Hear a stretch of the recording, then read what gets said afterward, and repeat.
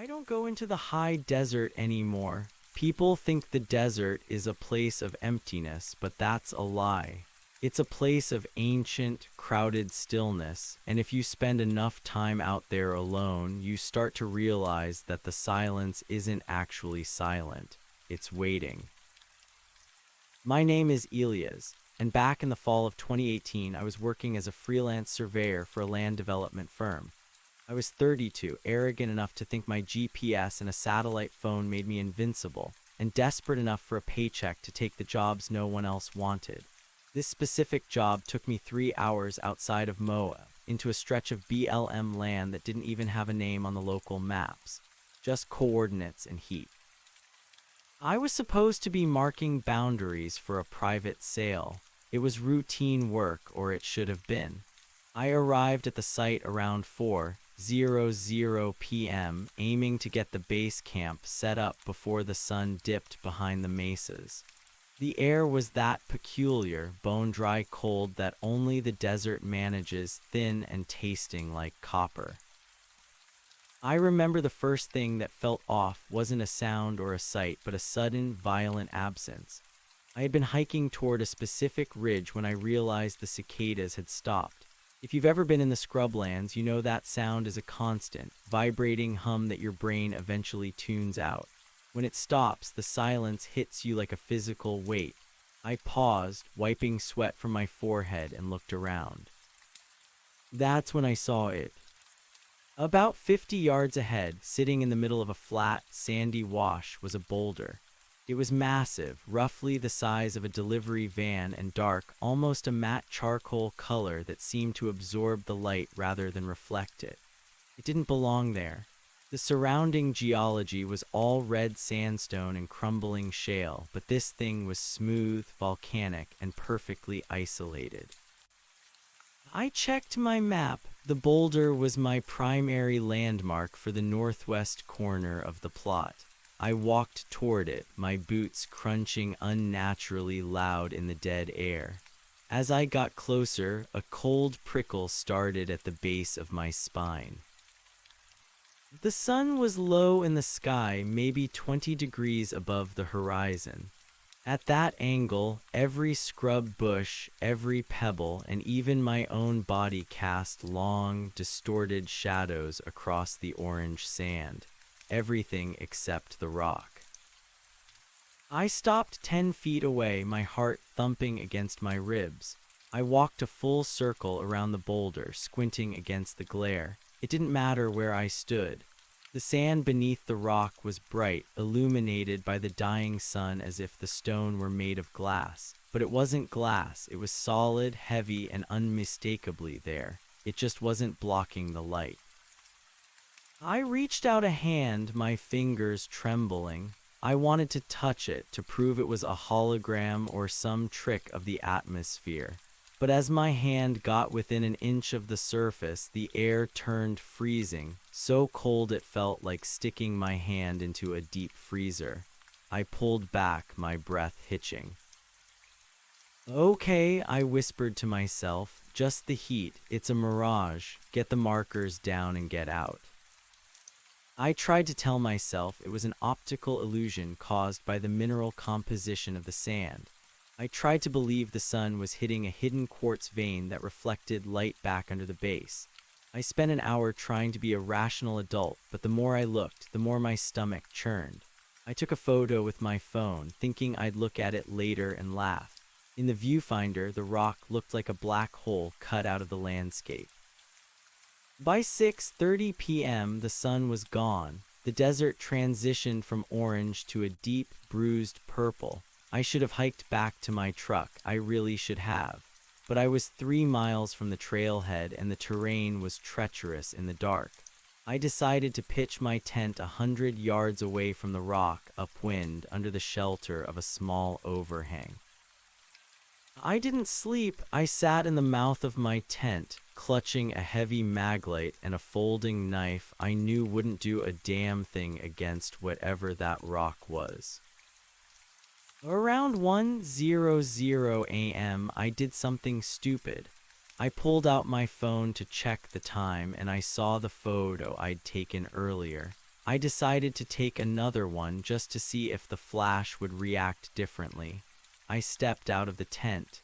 The moon was a sliver, providing almost zero light. The desert was a void. I aimed my phone toward the wash where the boulder sat.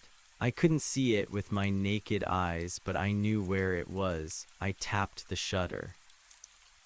The flash strobed, a violent burst of white light that blinded me for a second.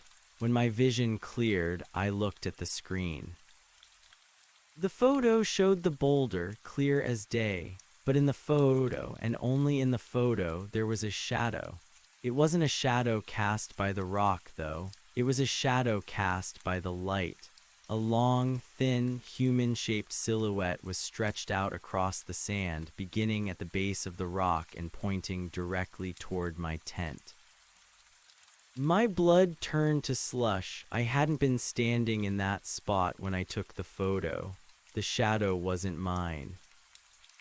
I stared at the screen, my thumb hovering over the delete button when I heard it. It wasn't a roar or a scream.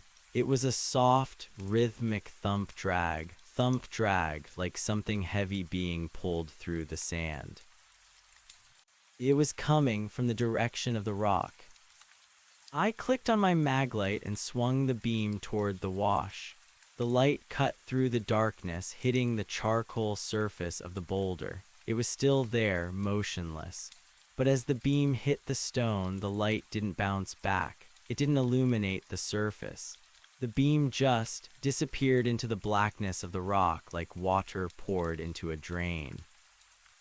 And the thump drag sound, it didn't stop when the light hit it. It got faster.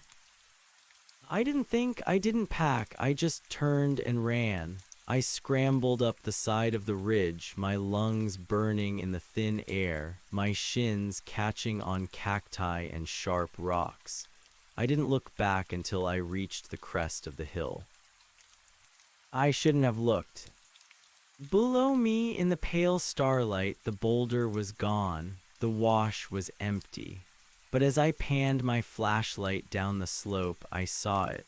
The rock was 50 yards closer than it had been. It hadn't rolled. There were no tracks in the sand. It was just closer. And then I saw the shadow again. Even without a direct light source, a dark, elongated shape was creeping across the ground toward me, moving independently of the moonlight, stretching out like an ink stain on a paper towel. I reached my truck at 3:15 a.m. I didn't even use the keys to unlock the door. I just dived through the open window I'd left cracked. I roared the engine to life and tore down the dirt track, hitting rocks so hard I thought the axle would snap. I drove until I hit the paved highway, and then I drove until I found a 24-hour diner in Green River. I sat in a booth, shaking so hard I spilled half my coffee. The next morning, I went to the local BLM office. I told a ranger I'd seen something unusual near the coordinates.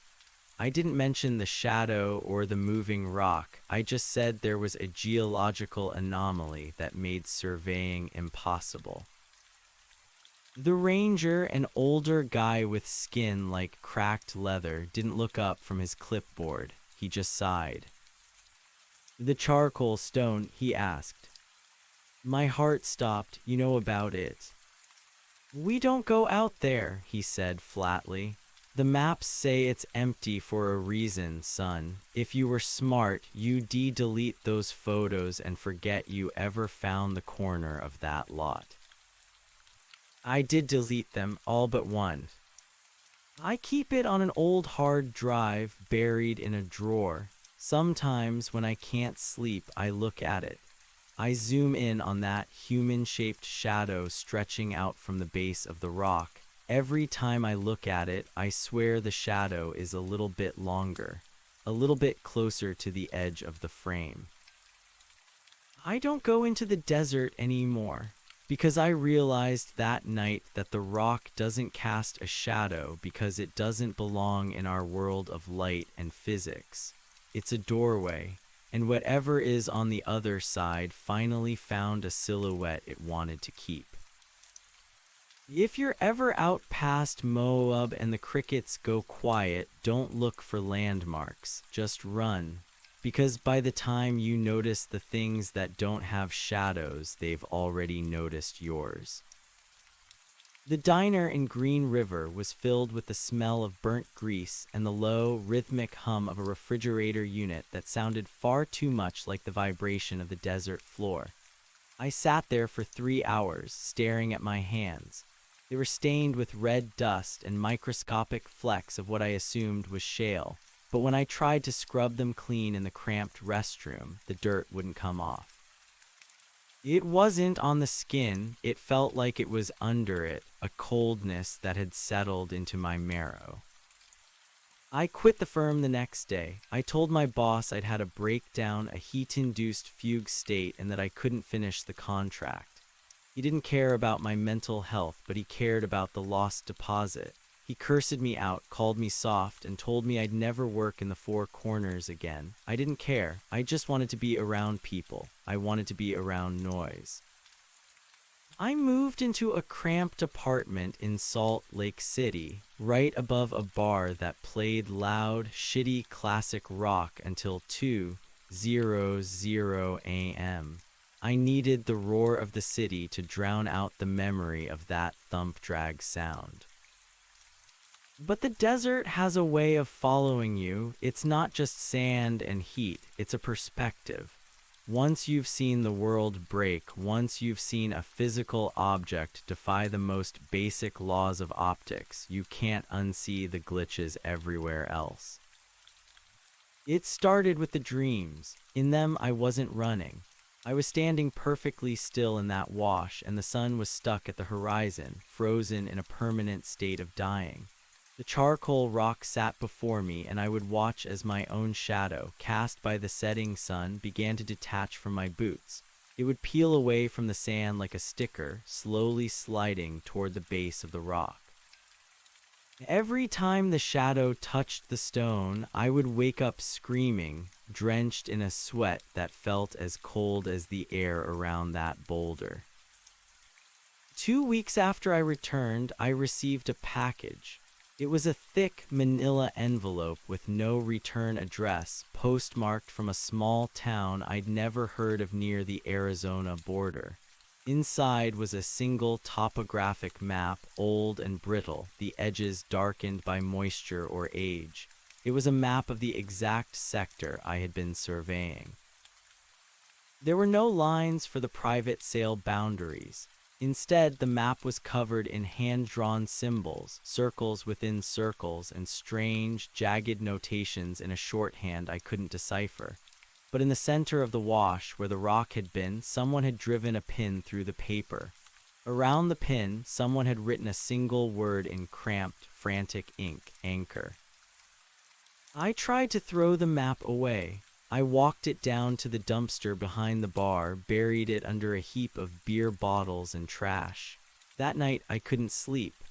The silence of the apartment felt heavy, a vacuum pressing against my eardrums. I found myself at my computer, plugging in the old hard drive where I'd saved that final photo. I opened the file. I zoomed in. The shadow, that long, thin, human-shaped silhouette, was indeed longer. In the original moment of the flash, it had ended about 5 feet from the bottom of the frame. Now, on the screen, the head of the shadow was touching the very edge of the image. It was as if the data itself was migrating, the pixels rearranging themselves while the drive sat dark in my drawer. My phone rang. The caller ID was a string of zeros. I didn't answer. I couldn't. I watched the phone vibrate on the desk, its light casting my own shadow against the wall. I looked at the wall, and for a split second I thought my shadow flickered. Not because I moved, but as if it were a candle flame caught in a draft. The next morning, the map was back. It wasn't in the trash. It was sitting on my kitchen table, perfectly dry, the pin still sticking straight up through the paper like a silver needle. I realized then that the ranger at the BLM office hadn't just been giving me a warning, he'd been identifying me. I was part of the record now. When you look at the rock looks back, but when you take a piece of it with you, even just a digital ghost of it, you've established a tether. I spent the next 3 days in a state of hyperfixated research. I used my old credentials to access geological databases I shouldn't have been able to enter. I looked for non-reflective mineral anomalies and localized light absorption phenomena. I found nothing in the official journals, but in the fringe forums, the dark corners of the web where retired miners and disgraced surveyors hang out, I found the term the Eben Point. According to the legends, some dating back to Spanish expeditions that vanished in the 1700s, there are places in the high desert where the skin of the world is thin. These aren't portals in the way movies depict them. They are anchors. They are heavy alien things dropped into our reality to keep our dimension from drifting away from something much larger and much darker. The rock wasn't a rock at all. It was a weight. And it required a certain amount of local mass to stay grounded. I read a post from a man who claimed his brother had found a similar object in the Mojave in the 90s. He said his brother had stopped casting a shadow entirely 3 days before he walked into the desert and never came back. The light stops recognizing you, the post read. First, the sun goes, then the lamps. Then you realize the darkness isn't the absence of light, it's a presence that has finally noticed you're empty. I stood up and walked to the bathroom. I turned on the fluorescent light over the mirror. I looked down at the floor. The shadow of my legs was there, but it was faint. It looked like a charcoal sketch that had been rubbed with an eraser. It was translucent. I could see the pattern of the linoleum through my own head. Panic, cold and sharp, spiked in my chest. I ran to the living room and grabbed the map. I didn't have a choice. I couldn't stay in the city. The city was full of lights, and every light was a reminder of what I was losing. If I stayed here, I'd eventually become a ghost in a world of neon, a transparent man walking through a crowded street until I simply ceased to displace the air. I packed my gear, the real gear, not the light freelance crap. I grabbed my old hiking boots, 3 gallons of water, a high-intensity tactical strobe, and the map. I drove. I didn't stop for gas in Green River. I didn't look at the BLM office. I drove straight back into the dirt, back toward the coordinates that weren't on any official map. The desert looked different this time. The red sandstone felt like it was watching me, the mesas like giant, hunched shoulders waiting for me to pass. The air didn't taste like copper anymore. It tasted like ozone, the way it does right before a massive electrical storm. I reached the trailhead as the sun began its descent. The violent absence of sound was even more pronounced now. It wasn't just the cicadas, the wind itself seemed to have died. I hiked with a feverish intensity, my GPS blinking erratically.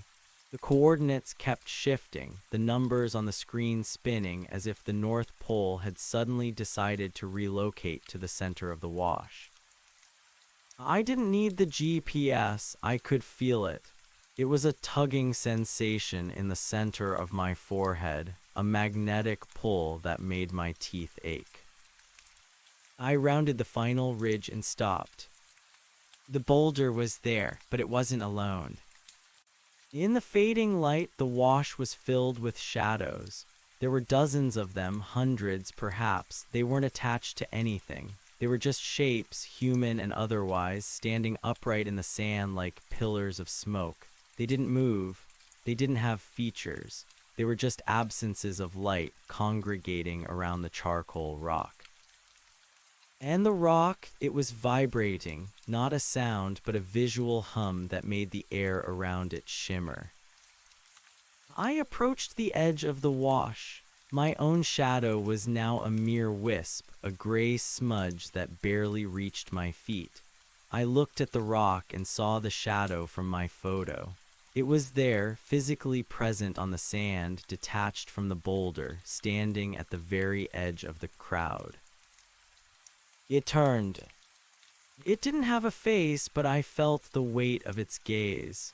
It was the part of me I'd lost that night, the part of me that the light used to bounce off of. It was my weight, my history, my presence in the physical world, and it wanted back in. The thump drag sound started again, but it wasn't coming from the rock. It was coming from all around me. The shadows in the wash began to move, shifting with a slow, agonizing grace toward the center, toward the ebon anchor. "I'm here," I shouted, my voice swallowed instantly by the dead air. "What do you want?" The rock didn't answer, but the cold intensified. It wasn't just a physical chill, it was a conceptual cold. It was the feeling of being forgotten. I realized then that the private sale I'd been hired to survey wasn't for land. It was for a tithe. The firm, the developers, the people who knew about this place, they didn't want the dirt. They were feeding the anchor. They sent people out here, people like me, arrogant and desperate, to stand in the light of the stone and have their shadows harvested. A shadow is a heavy thing. It's the proof of a soul's interaction with the material world. And the anchor needed that weight to stay down. I pulled out the tactical strobe. My hand was shaking so hard I almost dropped it. If the rock absorbed light, I wondered what it would do with a concentrated, high-frequency burst of it. If it was a drain, could it be clogged? I stepped into the wash. The shadows parted for me, not out of fear, but out of anticipation. I felt my skin begin to tingle, the atoms of my body feeling loose as if the glue holding me together was dissolving. I walked straight up to the charcoal surface. Up close, it wasn't smooth. It was composed of infinitely small, shifting geometric planes, a fractal nightmare of non-Euclidean angles. I held the strobe against the surface of the rock. "Give it back," I whispered. I triggered the strobe. The world exploded, not with sound, but with a blinding, impossible whiteness that felt like it was peeling the retinas out of my skull. The strobe was designed to disorient, but against the anchor, it acted like a lightning bolt hitting a pool of oil. The rock didn't absorb the light, it fought it. The charcoal surface began to crack, and from the fissures, a sound finally emerged, a high-pitched, metallic shriek that sounded like 1,000 violins being snapped at once. The shadows around me vanished. They didn't run, they were simply erased by the intensity of the flash. I felt a violent jerk at the base of my spine, a sensation of being slammed back into my own skin. I fell to my knees, the strobe still pulsing in my hand, carving white lines into the purple twilight. When the battery finally died and the darkness rushed back in, the wash was silent. The rock was still there, but it looked different. It was smaller, the charcoal color faded to a dull, mundane gray. It looked like a regular boulder now, a piece of volcanic basalt that had tumbled down from the mesas 1,000 years ago. It cast a shadow, a long, normal shadow that stretched out across the sand in the light of the rising moon. I looked down at my feet. My shadow was back. It was dark, solid, and tethered firmly to my boots. I didn't wait to see if the effect would last. I scrambled out of the wash and ran for the truck. I didn't look back until I was 10 miles down the highway, the lights of a distant gas station appearing like a holy vision on the horizon. I live in a basement apartment now, no windows. I keep the lights on 24 hours a day. People think I'm crazy, the way I obsessively check the corners of the room, the way I carry 3 different flashlights in my bag at all times. But I know what's out there. I know that the desert isn't empty. It's a graveyard of things that lost their weight. Sometimes I go to the drawer and pull out that old hard drive. I don't open the photo anymore. I don't need to. I can feel the weight of it. But every now and then I'll stand in front of a mirror and watch my shadow. I'll move my arm or tilt my head, and for a fraction of a second the shadow will stay still, just a heartbeat of a delay. It's a reminder I got my shadow back, but I don't think it's the same one I started with. This one is heavier. This one is colder. And sometimes when the room is very quiet, I can hear it breathing. The desert is waiting, it always is. And it doesn't matter how many lights you turn on, everyone has to sleep eventually. When the lights go out, that's when the real surveying begins. I'm just waiting for the day my shadow decides it's tired of following me and wants to lead the way back to the wash. Until then, I stay in the light, I stay loud, and I never ever look at the stars. Because out there in the vast black emptiness between the lights, there are no shadows at all, and that is the most terrifying thing of all. The basement apartment was supposed to be my sanctuary, a concrete box lined with industrial-grade halogen lamps that hummed with a comforting electric buzz. I had replaced every single bulb with the highest lumen output the wiring could handle without melting the sockets. It was a sterile, shadowless existence. In the center of the main room, I'd rigged a circular array of floor lamps pointed inward, creating a 0 point where I sat for hours, reading or staring at the wall. In that circle, there was no direction for a shadow to fall. I was a sun unto myself. But the silence of the desert is a patient thing. It doesn't need to shout to be heard, it just waits for the noise of your life to fray. It had been 6 months since I returned from the wash. My bank account was dwindling, and I was living off the remnants of my savings and the occasional data entry job I could do remotely. I avoided the sun. The sun was too far away, too indifferent. I didn't trust the way it moved, the way it lengthened the world every afternoon, stretching the darkness out like a predator reaching for a meal. I preferred the static, artificial glare of my bunker. One Tuesday, the power flickered. It was a brief stutter, a fraction of a second where the hum of the halogens dipped into a low growl. My heart hammered against my ribs, a frantic bird in a cage. I froze, my eyes darting to the floor. In that split second of dimmed light, the shadows had surged. They hadn't just appeared, they had lunged from the corners of the room toward my circle. When the power stabilized, they snapped back, but they didn't go as far as they should have. The darkness was encroaching, inch by inch, defying the physics of the bulbs. I stood up and walked to the circuit breaker, my legs feeling like lead. I checked the switches. Everything was fine. But as I turned back toward the room, I noticed something on the floor near the door. It was a fine red dust. I knelt, my breath hitching. I touched it. It was cool, gritty, and smelled faintly of ozone and ancient, sun-baked stone. It was the dust of the four corners. It was impossible. I hadn't worn those boots in months. I'd bleached the floors every week. Yet there it was, a perfect, crescent-shaped drift of silt, as if someone had stood by my door and shaken out a rug made of desert floor. I looked at the door. The deadbolt was thrown. The chain was on. No one had entered. Then the smell hit me, not the dust, but the smell of the diner in Green River, burnt coffee and old grease. It was so thick I could almost taste it on the back of my tongue. I felt a wave of vertigo so intense I had to grab the wall to stay upright. The wall felt wrong. Instead of the cold, painted cinder block of a Salt Lake City basement, it felt porous.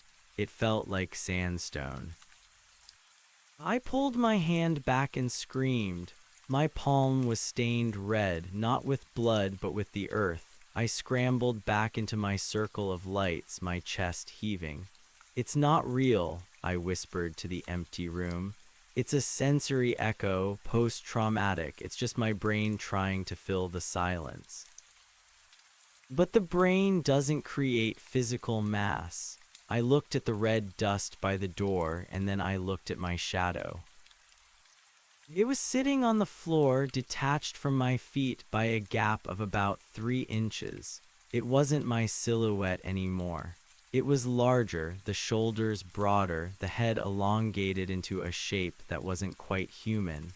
It sat there, a hole in the light, perfectly still. I moved my arm, the shadow didn't move. I jumped. The shadow remained seated. A coldness began to radiate from the floor, a chill that seeped through the soles of my socks.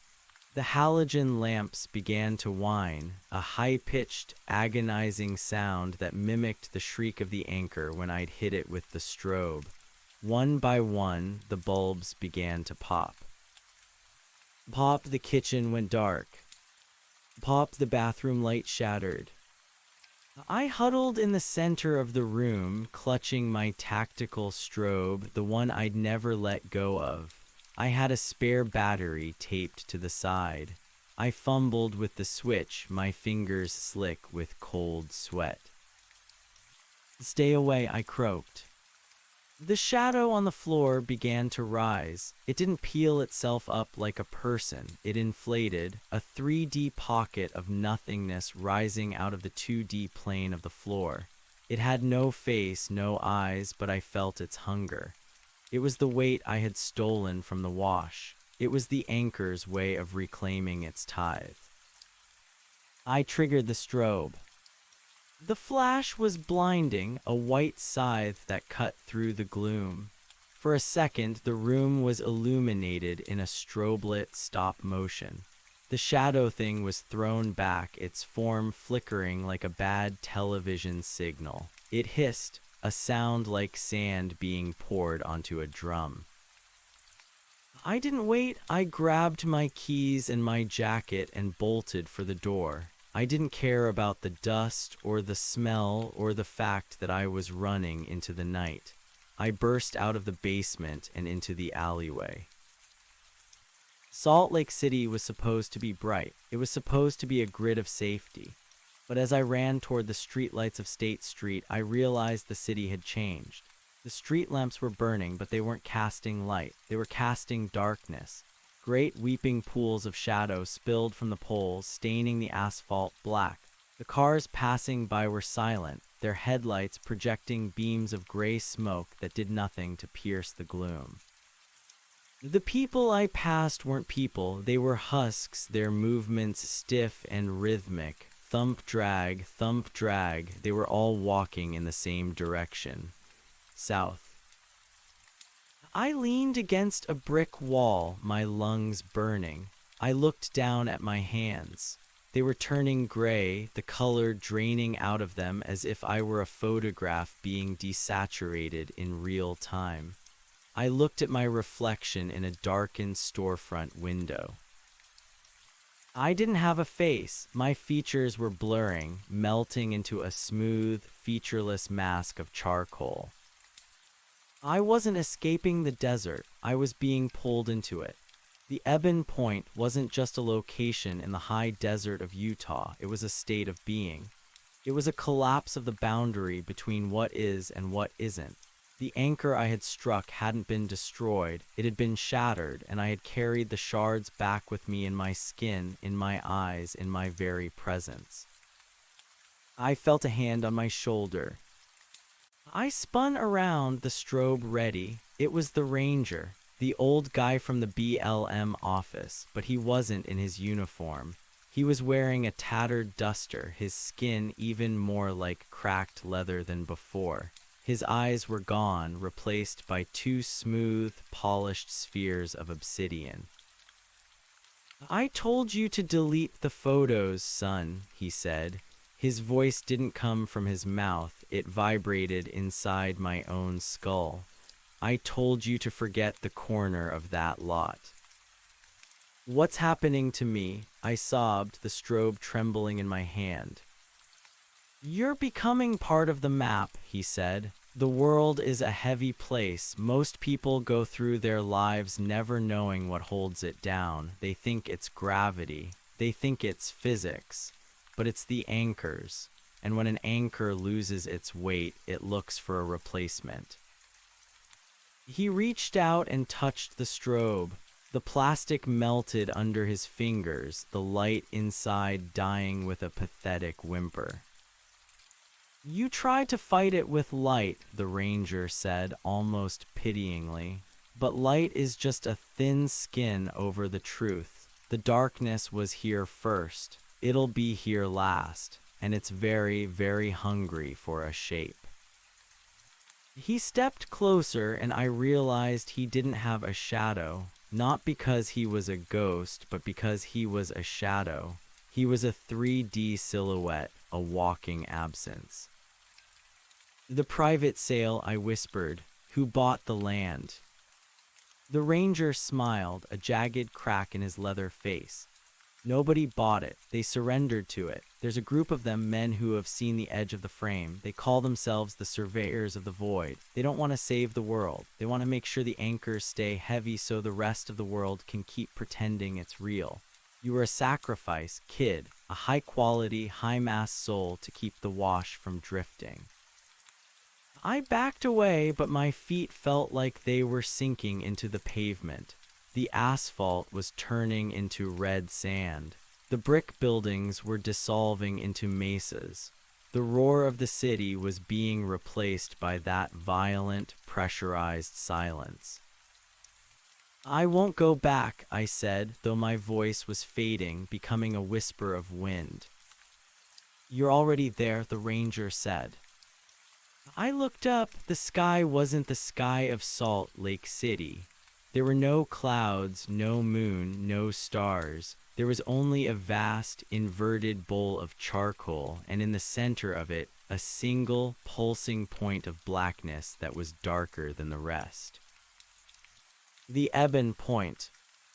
I felt a sudden, sharp pain in my chest, as if a hook had been driven into my sternum.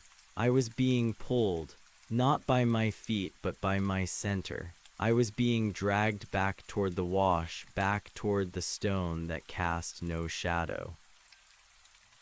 I looked at the people on the street. They were all stopping now, turning toward me. Their obsidian eyes reflected nothing. They began to hum, a low, resonant frequency that vibrated through the marrow of my bones. It was the sound of the desert. It was the sound of the anchor. I tried to run, but every step took me further into the red dust. The city was a ghost now, a flickering hologram of a world I no longer belonged to. I saw the diner. I saw the booth where I'd spilled my coffee. It was sitting in the middle of a dry creek bed, the neon sign flickering, "Eat, eat, eat."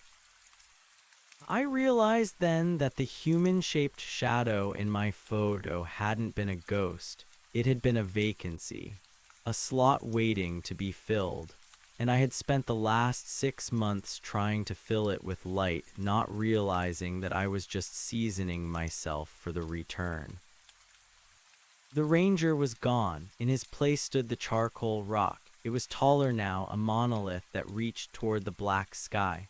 At its base, the shadows I had seen before were waiting. They weren't pillars of smoke anymore. They were people. I recognized some of them, miners from the 50s in their denim jackets, Spanish explorers in rusted breastplates, a woman in a 1920s sundress, her face a smooth blank. They were the anchors collection, the weights that kept the world from floating away into the madness of the void. I reached the edge of the wash. My legs were gone now, replaced by a trailing mist of gray. I was becoming two-dimensional. I was becoming a silhouette. I looked at the rock one last time. I saw the pin from the map. It wasn't a pin, it was a silver spike 10 feet high driven into the center of the stone, and on the spike a name was engraved. My name. The thump drag sound reached a crescendo. The shadows stepped forward, their hands, or what was left of them, reaching out to welcome me. I felt a strange, terrifying sense of peace. The struggle was over. I didn't have to worry about the lights anymore. I didn't have to worry about the dark. I was the dark. I stepped into the shadow of the rock. The world didn't end, it just changed perspective. I felt the weight of the entire planet pressing down on me, the crushing responsibility of being a foundation. I felt the feet of every living thing walking on the surface above me, their light, airy lives supported by my eternal, heavy silence. I looked out from the base of the rock. I could see the world of light, but it looked like a thin, flickering movie projected on a dirty screen. I saw a young surveyor, years from now, walking into the wash with his GPS and his arrogance. I saw him stop. I saw his heart skip a beat as he noticed the rock. I reached out my hand. I didn't have fingers, just a long, tapering smudge of ink. I stretched out across the sand, reaching for his boots. He didn't see me, not yet. He was looking at his camera, zooming in on the geological anomaly. I waited. I had all the time in the world. I was an anchor now, and I was very, very heavy. I watched as the sun began to set, casting its long, orange light across the desert. The surveyor turned to run, his boots kicking up clouds of red dust. He thought he was escaping. He thought he was going back to the world of noise and neon. But I knew better. I felt the tether snap tight. I felt the coldness settle into his marrow. I smiled, or did whatever a shadow does when it finds a companion. "Don't run," I whispered into the silence of his mind. "The desert is empty for a reason, and you're just the weight we need to keep it that way." I stretched my shadow a little further, a little closer to the edge of his frame. I watched as he reached his truck, watched as he roared the engine to life. I stayed with him, a dark passenger tucked under his chassis, a stowaway in his soul. Because the rock that casts no shadow isn't a doorway you walk through. It's a mirror, and once you've seen what's behind the glass, you never truly leave. I am the anchor now, and the world is finally, mercifully still. The stillness was not the end. It was merely the stabilization of a new frequency.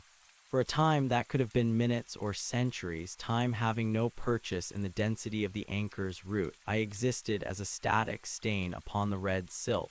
I was the memory of a man, a silhouette pressed into the geological record. I felt the rotation of the earth not as a movement, but as a grinding pressure against my spine. I felt the seasons pass like brief shivers of heat and cold over a skin that was no longer porous. But the anchor is not just a weight, it is a conduit. A shift occurred. It began as a vibration in the silver spike that bore my name. The metal, which I had perceived as solid, began to weep. A black viscous fluid bubbled from the engraving, trickling down the face of the monolith. Where it touched my shadow self, I felt a jolt of rediscovered agency. The peace I had felt moments before evaporated, replaced by a jagged, artificial hunger. I wasn't just holding the world down, I was being fed by it. I realized then that the surveyors of the void were not just guardians, they were harvesters. I felt a pull, a tugging at the edges of my two-dimensional form. The red sand of the wash began to swirl, not driven by wind, but by a localized collapse of gravity. I was being drawn upward, back into the three-dimensional world, but not as the man I had been. I was being poured into a vessel. I opened my eyes. I was standing in a room. It wasn't my basement apartment. The air was thick with the scent of expensive beeswax and old paper. The walls were lined with maps, not the digital, satellite-rendered grids of the modern age, but hand-drawn vellum charts that depicted the world in distorted, terrifying ways. The oceans were labeled as the Great Forgetting, and the continents were anchored by black dots that pulsed with a faint, rhythmic light. "He's stabilized," a voice said. I tried to turn my head, but the movement was slow, like pushing through waist-deep water. My body felt immensely heavy, my limbs thick and unresponsive. I looked down at my hands. They were solid, but they were the color of a bruised sky, a deep, translucent violet gray. When I moved them, they left faint, smoky trails in the air, a visual lag that didn't dissipate for several seconds. "The saturation is high," another voice remarked. This one was younger, clinical. "We've never had a surveyor go that deep into the ebon point and come back with this much mass. Usually they just dissipate into the silt." I looked toward the speakers. 3 men stood in the shadows of the room's far corner. They wore tailored suits of charcoal wool, their faces obscured by the way the light in the room seemed to bend around them. They didn't have obsidian eyes like the Ranger. They had eyes that were perfectly normal, which somehow made them more terrifying. They were the ones who directed the horror, not the ones consumed by it. "Where am I?" I tried to ask. My voice was a tectonic groan, a sound that cracked the glass of a water carafe sitting on a nearby table. The oldest of the 3 stepped forward. He held a leather-bound ledger in one hand and a silver stylus in the other. "You are in the annex," he said, "and you are currently the most valuable piece of property in the Western Hemisphere. Do you have any idea how difficult it is to find a soul with enough drag to anchor a primary point? Most people are too light. They're made of nothing but digital noise and fleeting desires. They have no gravity, but you obsess. You stared into the void until the void recognized you as kin." "I want to go home," I rasped. The effort of speaking made my chest ache with a cold, hollow pain. "You are home," the man said, gesturing to the maps. "You are part of the architecture now. You've been promoted from the observer to the observed, but we have a problem. The ebon point is hungry and it's started to leak. Your little strobe stunt did more than just blind the anchor, it cracked the seal. The desert is bleeding into the cities. We need you to go back and finish the job." "I won't," I said. The man smiled. It was a thin, cruel line.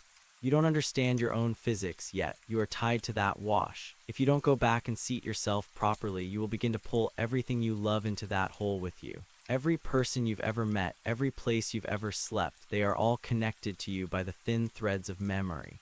As you sink, they sink. You are a drowning man, and the world is your anchor."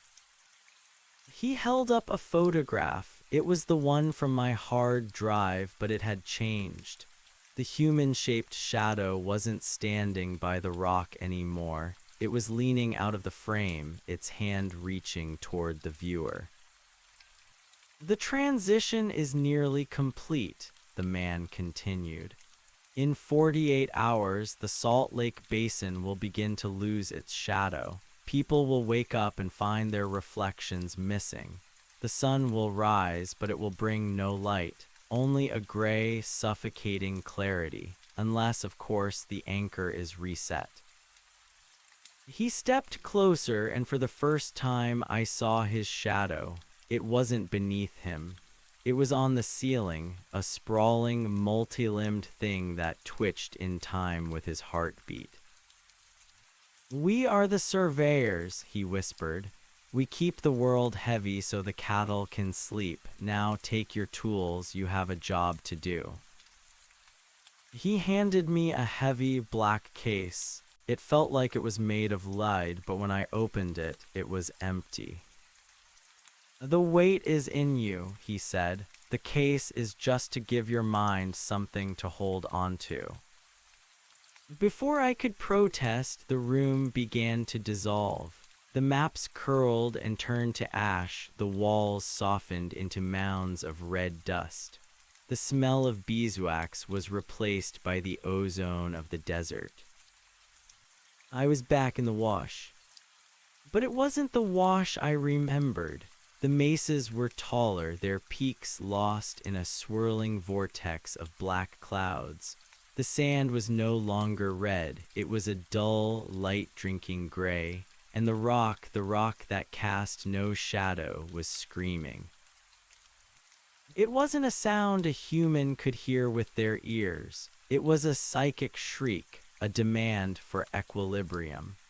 The silver spike with my name on it was glowing with a pale, sickly light, vibrating so violently that the surrounding stone was beginning to crumble. I looked down at my feet. I didn't have a shadow. I was the shadow. The ground beneath me was translucent, and I could see deep into the earth, past the strata of sandstone and limestone, down into the dark, churning guts of the planet where the true anchors sat. They were huge, ancient things, shaped like gears and hearts, all of them connected by veins of black liquid. I saw the ranger. He was sitting on a ledge of rock a few yards away, whittling a piece of bone. He looked up and nodded. "Back so soon?" he asked. "They sent me to reset the anchor," I said. My voice didn't crack the air this time. It blended into the wind.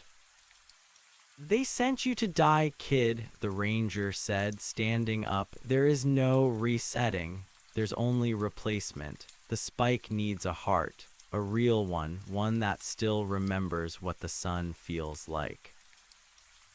He walked toward me, his movements fluid and silent.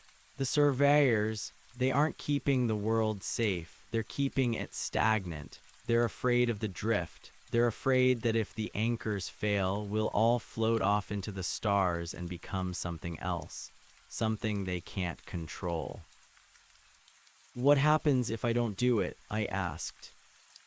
The ranger looked up at the black vortex in the sky.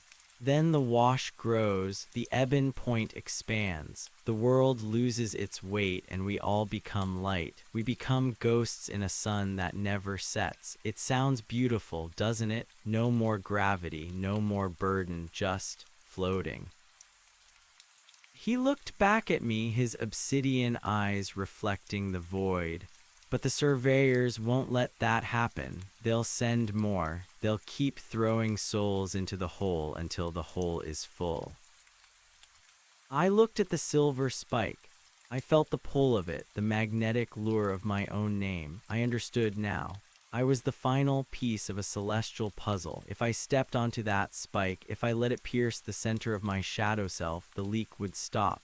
Salt Lake City would keep its shadows. The world would stay heavy, and I would spend eternity as a silent, conscious weight in the dark. "There's a third way," the ranger said, his voice dropping to a whisper. "What?" "The hard drive," he said. "You still have it." I reached into the pocket of my jacket, the jacket that was now part of my gray, smoky skin. My fingers brushed against the cold metal of the drive. I hadn't even realized I was carrying it.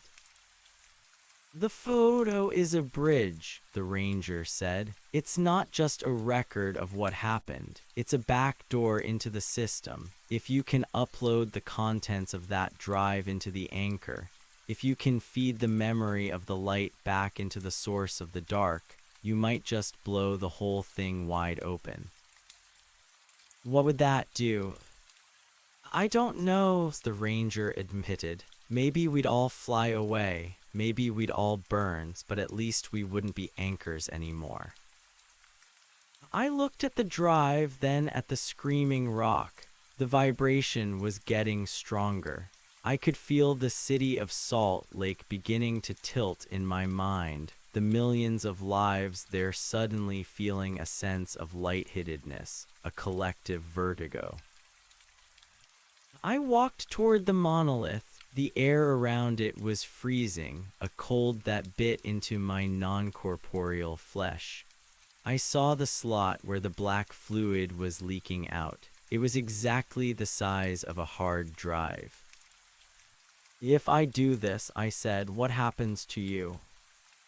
The ranger smiled. "I might finally get to see the stars."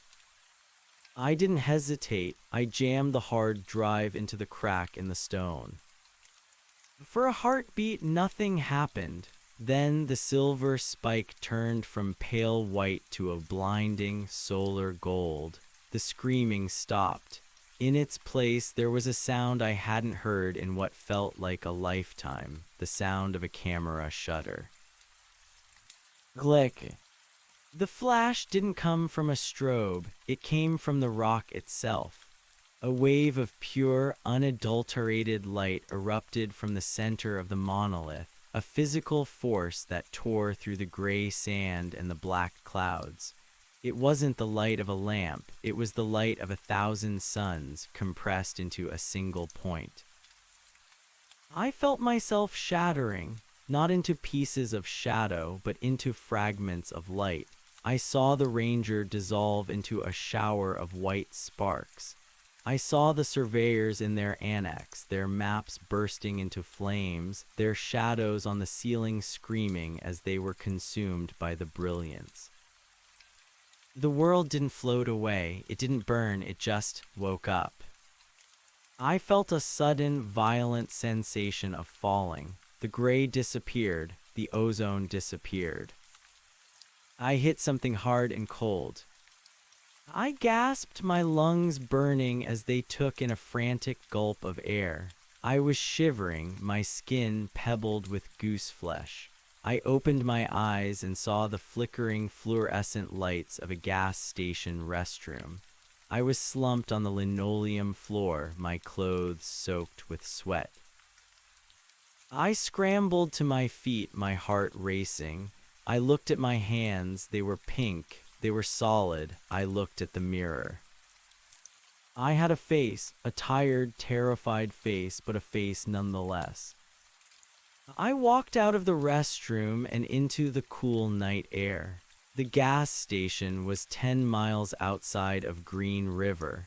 My truck was parked by the pumps, the engine ticking as it cooled. I looked down at the pavement. Stretching out from my boots was a shadow. It was long, dark, and perfectly normal. It moved when I moved. It stayed still when I stayed still. It didn't breathe. It didn't hunger. I looked up at the sky. The stars were there, millions of them, cold and distant and beautiful. They weren't holes in the darkness. They were fires in the night. I reached into my pocket. The hard drive was gone.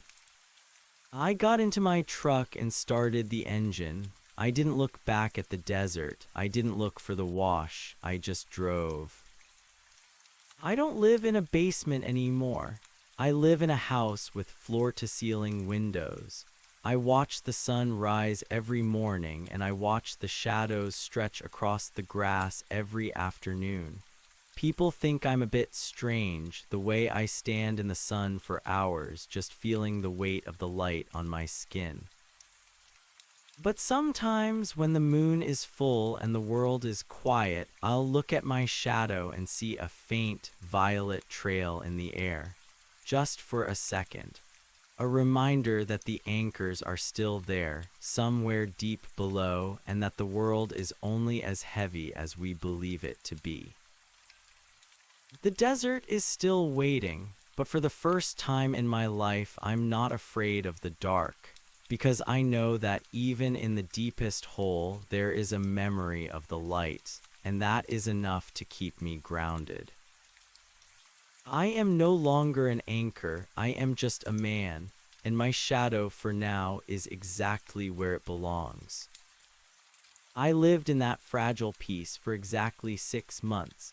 I had moved to a small coastal town in Oregon, as far from the red dust and the tectonic silence of the high desert as I could manage without falling into the Pacific.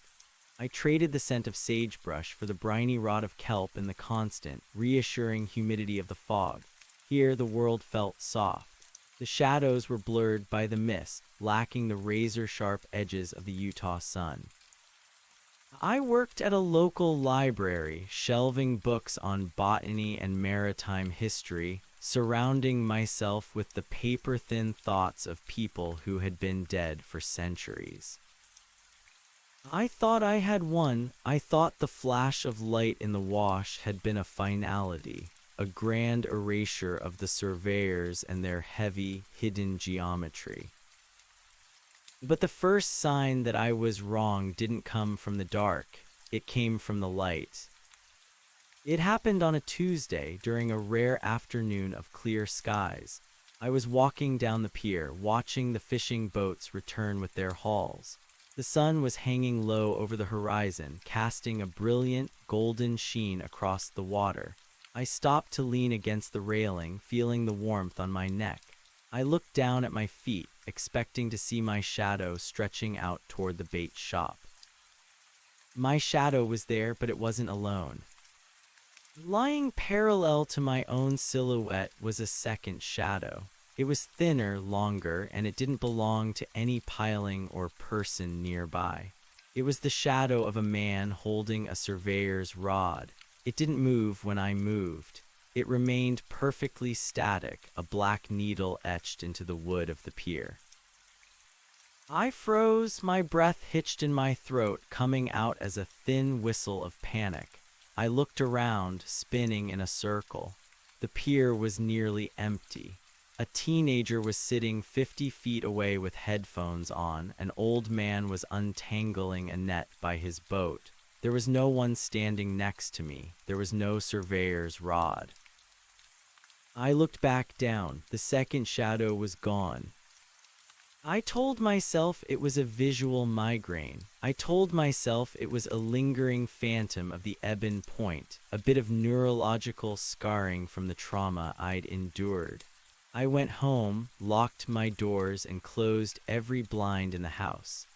I sat in the dark, clutching a glass of water, waiting for my heart to stop its frantic drumming. That night the phone rang. I didn't have a landline. The sound was coming from inside my kitchen cabinet, a sharp, electronic chirp that I hadn't heard in months. I walked toward the noise with a sense of dawning dread. I opened the cabinet and found a black smartphone sitting on a stack of plates. It wasn't mine. It was sleek, heavy, and lacked any branding. I picked it up. The screen showed a single word: discrepancy. I answered it. I didn't say anything. I just listened to the sound of wind, not the wet, howling wind of the coast, but the dry, whistling breath of a canyon. The light didn't fix it, Elias, a voice said. It wasn't the ranger, and it wasn't the man from the annex. It was a woman's voice, cold and precise, like the snapping of a dry twig. You didn't blow the system open, you just short-circuited a fuse, and now the grid is trying to compensate. "Who is this?" I whispered. "I'm the one who has to clean up your mess," she said. "The hard drive you uploaded, it didn't bring back the light, it introduced a corruption. You gave the anchors a conscience, and a conscience is a terrible thing for a foundation to have. The Earth is starting to drift, Elias. We're losing our grip on the orbit." "I don't care," I said, my voice trembling. "I'm out. I did what I had to do." "You're never out," she replied. "Look at your walls." I looked. In the dim light of the kitchen, I saw the shadows of my cabinets. They were moving. They weren't swaying with a breeze, they were stretching and contracting in a rhythmic, pulsing motion like a slow-motion heartbeat. The shadows were becoming three-dimensional, rising off the surface of the drywall in thick, obsidian ridges. "The anchors are waking up," the woman continued, "and they remember the man who tried to turn them into ghosts. You didn't free them. You just made them hungry for the world they're supposed to hold down. If you want to save that little town of yours, you're going to have to finish what you started. I won't go back, I said, slamming the phone down on the counter. The phone didn't break, it didn't even click. It simply dissolved into a pool of black liquid that began to eat its way through the porcelain of the counter. I backed away, stumbling into the living room. I needed to leave. I needed to get to the truck and drive until the sun came up. I grabbed my keys from the bowl by the door, but when I touched them, they felt impossibly heavy. I couldn't lift them. They felt like they were made of solid lead, anchored to the table by a force that defied physics. I looked at the floor. My own shadow was no longer a flat projection. It was pooling around my feet like tar, thick and viscous. I tried to step forward, but my boots were stuck. I was being rooted to the spot. The walls of my house began to groan. It was the same tectonic sound I'd heard in the wash, the sound of the planet's spine being twisted. The windows didn't shatter, they simply turned opaque, the glass transforming into a dark, smoky quartz that blocked out the streetlights. "Ilias," a voice whispered. It wasn't coming from the phone, it was coming from the floorboards. I looked down. A face was forming in the shadow at my feet. It was my own face, but the eyes were wide and filled with a terrifying, ancient wisdom. "The world is too light," my shadow self said. "We need the weight back, we need the anchor." I felt a sudden, sharp pain in my chest. It felt like a hook had been driven through my sternum, attached to a cable that was being pulled from deep underground. I was being dragged down not through the floor, but into myself. The room began to spin, the colors bleeding away into a dull, light-drinking gray.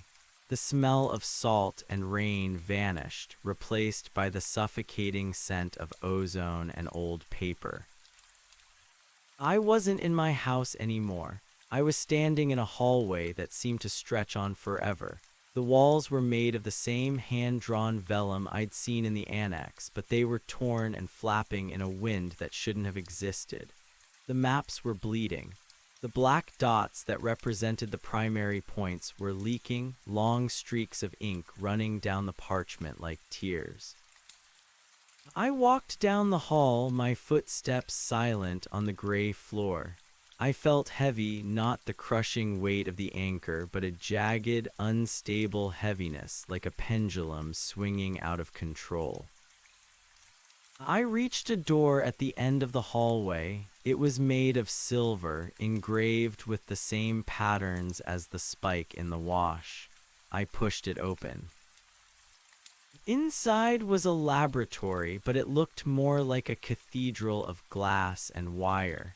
In the center of the room, suspended in a cage of glowing filaments, was the hard drive. It was vibrating, emitting a low, pulsing hum that made my teeth ache. A woman was standing at a console, her fingers moving over a series of glass sliders. She wore a white lab coat over a charcoal suit, her hair pulled back in a severe bun. She didn't look up as I entered. "You're late, Elias," she said. This was the voice from the phone. "The corruption has already reached the substrata. The Salt Lake anchor is refusing to seat. It thinks it's a bird now. It's trying to fly." "What is this place?" I asked, my voice sounding hollow and metallic. "This is the calibration suite," she said, finally turning to look at me. Her eyes weren't obsidian and they weren't normal. They were silver, like the spike, reflecting everything in the room with a distorted, fisheye perspective. "We monitor the drag. We ensure that the world stays exactly where it's supposed to be. But your light, it's acting like a lubricant. The friction that keeps the planet in its groove is disappearing." She pointed to a large screen on the wall. It showed a map of the United States, but it was shimmering, the borders shifting and blurring. Small sections of the map were simply vanishing, replaced by a static-filled void. That's what happens when an anchor fails, she said. The reality it was holding down simply drifts away. It becomes unmoored from time and space. Right now, there are 3 blocks of downtown Salt Lake City that are currently floating 6 inches above the mantle. People are waking up in a world where gravity is a suggestion. I thought I was helping, I said, a wave of guilt washing over me. You were being a human, she said, and for a moment her voice softened. You wanted to be free, but freedom is a luxury for those who live on the surface. For those of us who know the truth, there is only the choice of which burden to carry. She stepped toward me, and I noticed that she didn't have a shadow at all, not even a faint one.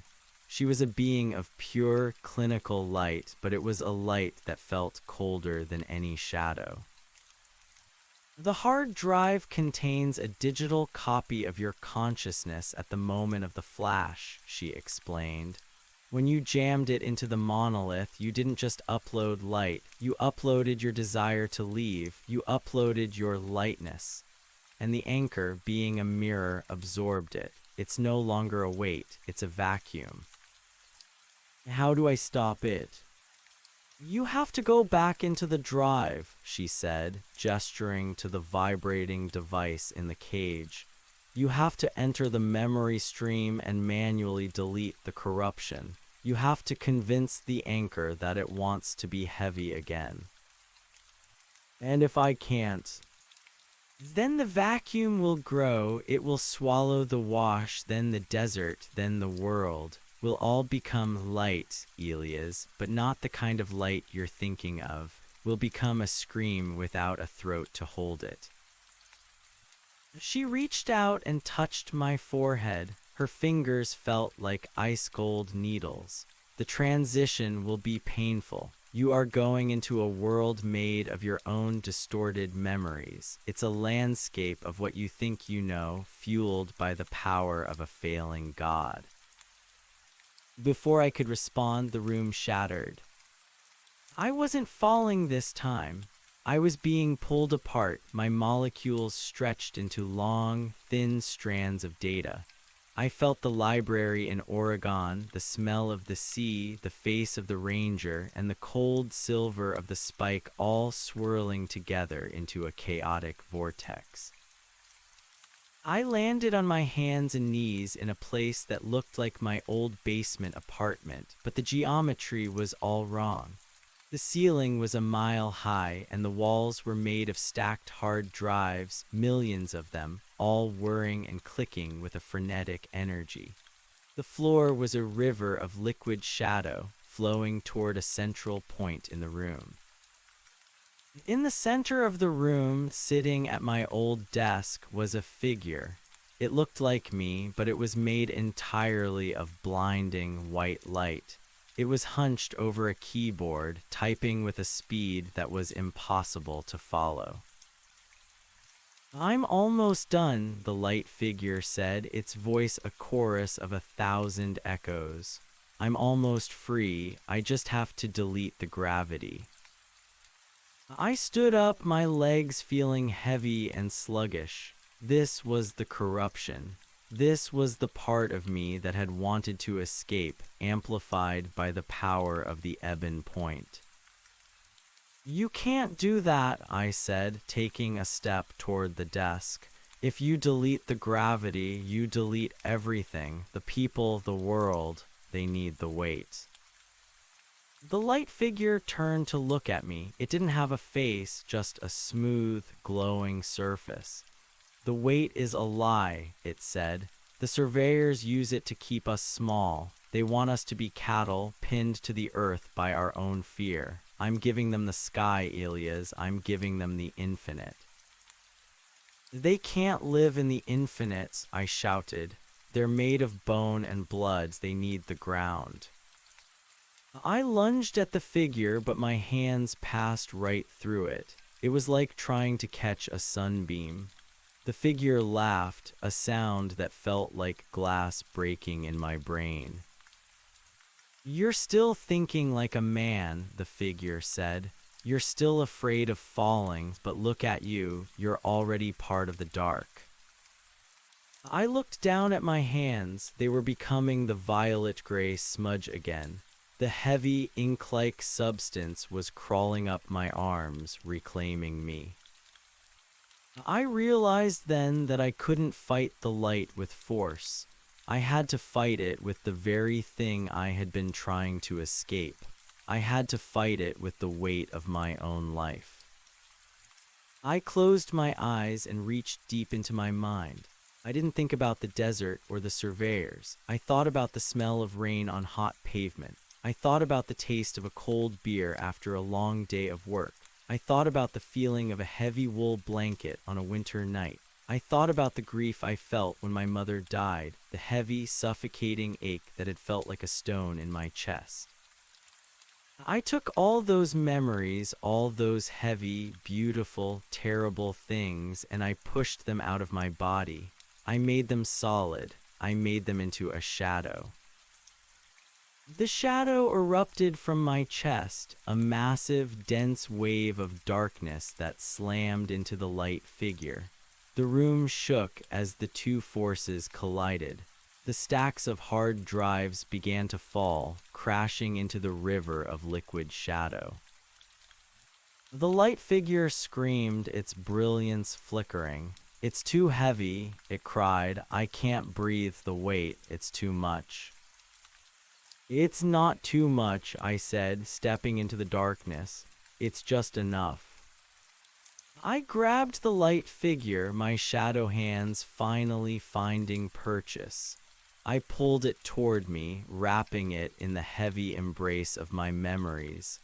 I felt the heat of the light trying to burn me, but the coldness of my grief was stronger. We merged.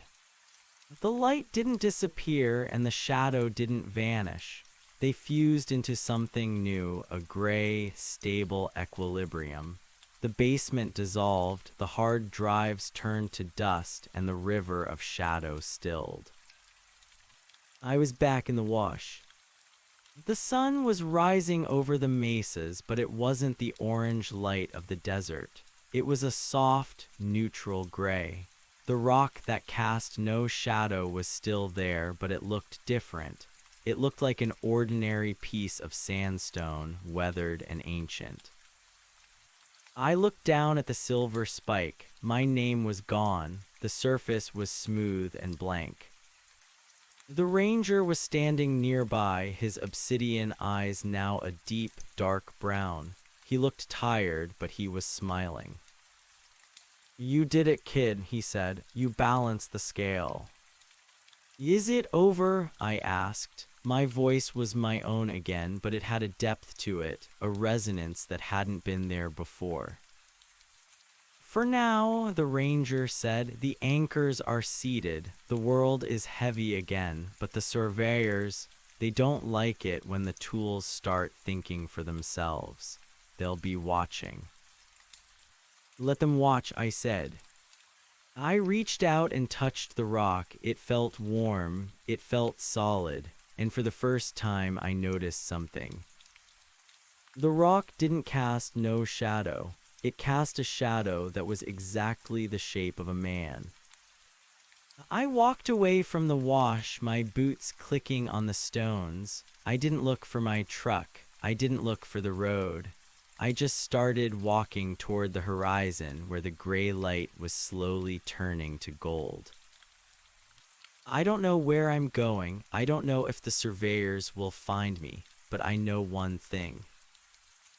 I am the rock that cast no shadow. I am the man who holds the world down. And as long as I keep walking, the world will stay exactly where it belongs. The stillness was finally, mercifully real. The golden light didn't last. Gold is a transition, a fleeting luxury of the atmosphere, and as the sun climbed higher, the desert returned to its bleached, unforgiving white. I walked for hours, my legs moving with a rhythmic, mechanical precision that didn't feel like exhaustion. It felt like duty. Every step I took felt as though I were tamping down the earth, packing the loose soil of reality back into its proper place. I reached the edge of the wash where the scrub brush began to thicken into gnarled juniper and sage. I expected to find my truck, but when I reached the spot where I'd parked, there was nothing but a rectangular depression in the sand, a ghost print of where a vehicle had once been. The tires, the engine, the rusted frame, they hadn't been stolen. They had simply been reclaimed by the lack of observation. In the moments when I was inside the calibration suite, the truck had ceased to be an anchor, and so it had drifted. I didn't feel the panic I expected. I just looked at the empty space and kept walking. By midday, I hit the blacktop of the state highway. The asphalt was shimmering with heat haze, creating those false lakes of mercury that tease the thirsty. Usually a man walking alone in the high desert would be a cause for concern, but the few cars that passed me didn't slow down. They didn't even seem to see me. I was a gray blur in their peripheral vision, a flicker of something too heavy to be noticed.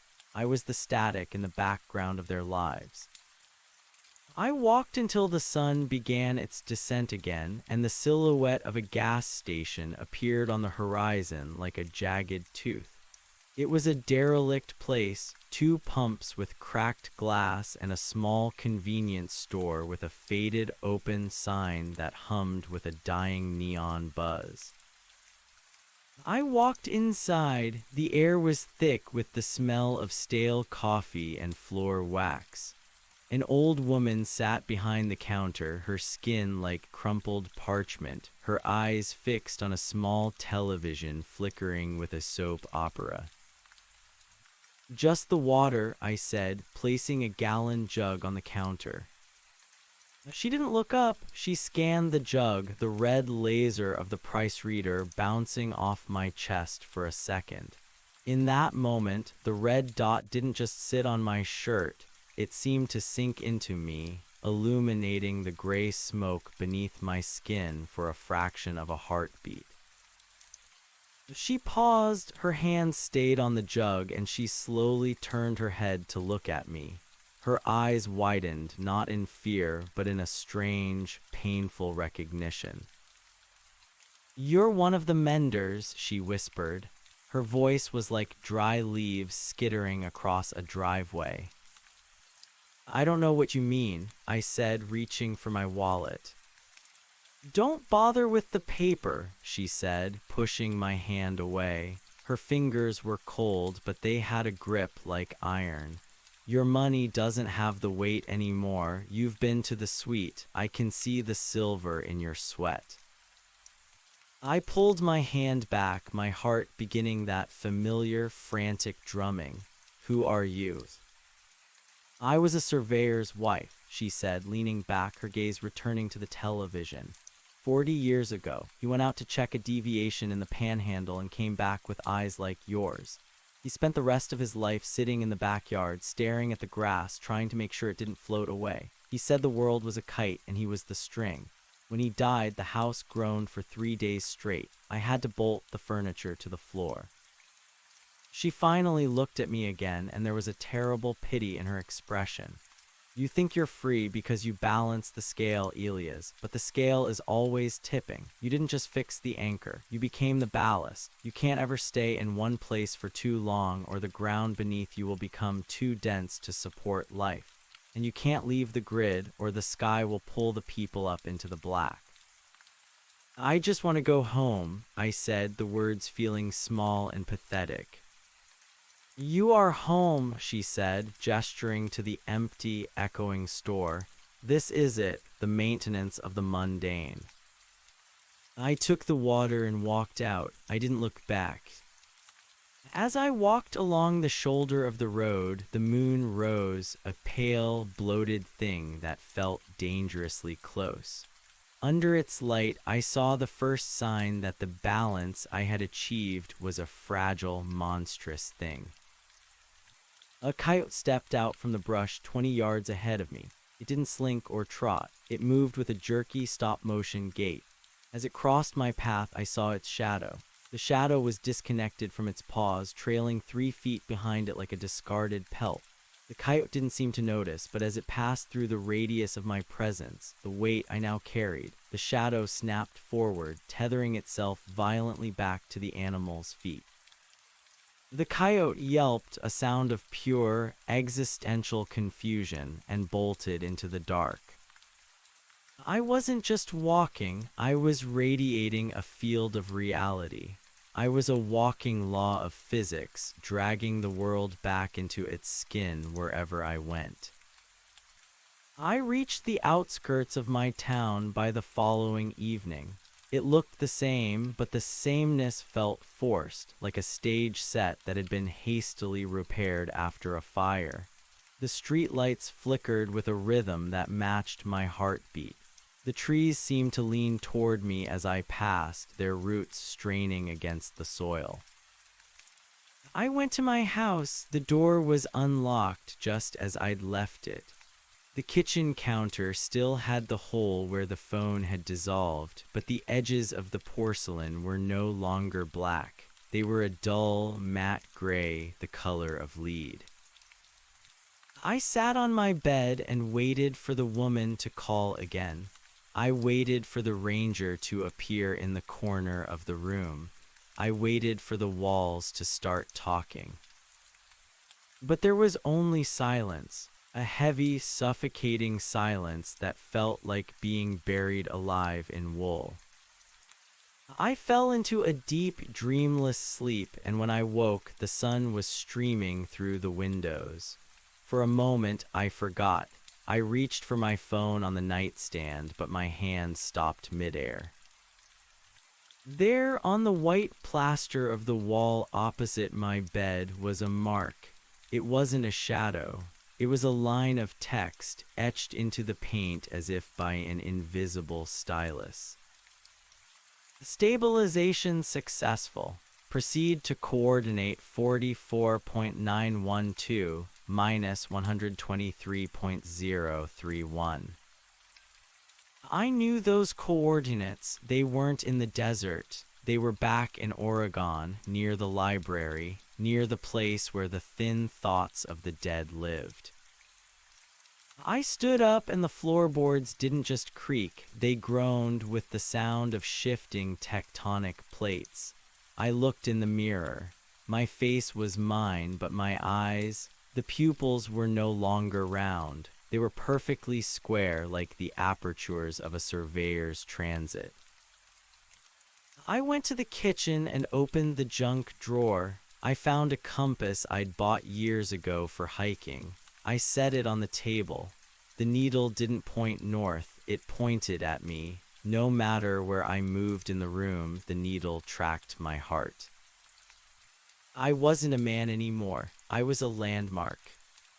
I packed a small bag. I didn't take much, just some clothes, the water, and a notebook. I walked out of the house and didn't lock the door. It didn't matter. No one would go inside. The house was now part of the exclusion zone, a place where the gravity was just a little too high for human comfort. Birds would avoid the roof. Insects would die on the threshold. As I walked down the driveway, I saw my neighbor, Mr. Henderson, out watering his lawn. He was a retired mailman, a man who lived for his roses and his morning paper. He looked up and waved. Heading out again, Elias, he called out. Yeah, I said, work. Stay safe out there. Heard there was some weird weather coming in from the coast. As I walked past him, I felt the drag pulse. Mr. Henderson's garden hose suddenly kinked, the water pressure dropping to a trickle. He frowned, shaking the nozzle. I saw his shadow stretch out toward me, reaching like a drowning man before snapping back to his feet as I moved out of range. He didn't notice, he couldn't. His mind was protected by the very lightness I was sacrificing. I walked to the bus station at the edge of town. The station was a small, concrete box with a single bench. A young woman was sitting there reading a paperback book. She had bright green hair and a piercing in her eyebrow. She looked up as I approached, her expression changing from boredom to a sudden, sharp alertness. She stood up, closing her book. "You're late," she said. She wasn't the woman from the calibration suite. She was younger, her voice lacked that clinical edge, but she had the same silver sheen in her eyes. "Who are you?" I asked. "I'm your transport," she said, pointing to an old, battered Volkswagen bus parked at the curb. The van was covered in faded stickers of national parks and peace signs, but the tires were brand new, and the windows were tinted so dark they looked like slabs of obsidian. "The grid is too unstable for you to take public transit. You'd snap the axles of a Greyhound just by sitting in the back." "Where are we going?" "To the source," she said, opening the sliding door. "The hard drive you fixed. It's only one half of the equation. You gave the anchors a conscience, Elias. Now you have to give them a memory. If they don't remember what they're holding down, they'll start making things up. And believe me, you don't want to live in a world designed by a sentient geological stabilizer." I climbed into the van. The interior was stripped bare, replaced by banks of monitors and humming server racks. It smelled of ozone and old leather.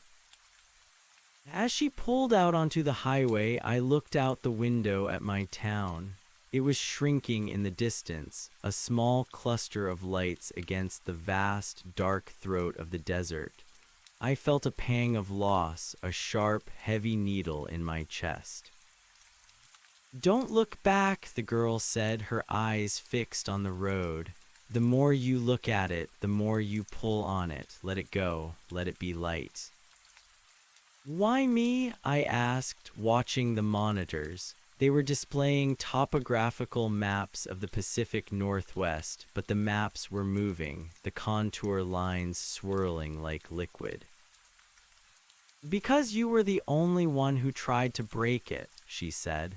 "The surveyors, they're good at maintenance, but they're terrible at empathy. They forgot that the world isn't just a machine, it's a story. And you can't hold a story down with silver spikes. You need someone who knows how it feels to want to leave." We drove through the night.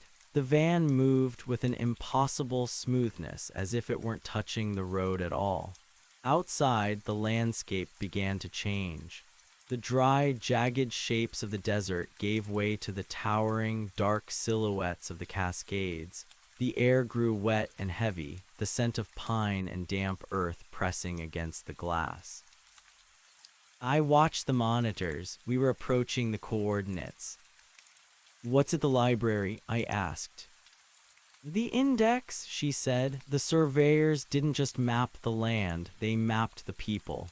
Every life, every death, every dream that ever happened on this soil is recorded there. It's the weight of history, Elias. That's what actually keeps us grounded, not the rocks, the stories." She slowed the van as we entered a small, coastal town that looked exactly like the one I had just left, yet felt entirely different. Here, the fog was so thick it felt like a physical weight, a gray shroud that muffled the sound of the ocean. We stopped in front of a Victorian building that sat on a cliff overlooking the Pacific. It was a crumbling structure of dark wood and stained glass, its foundations disappearing into the mist.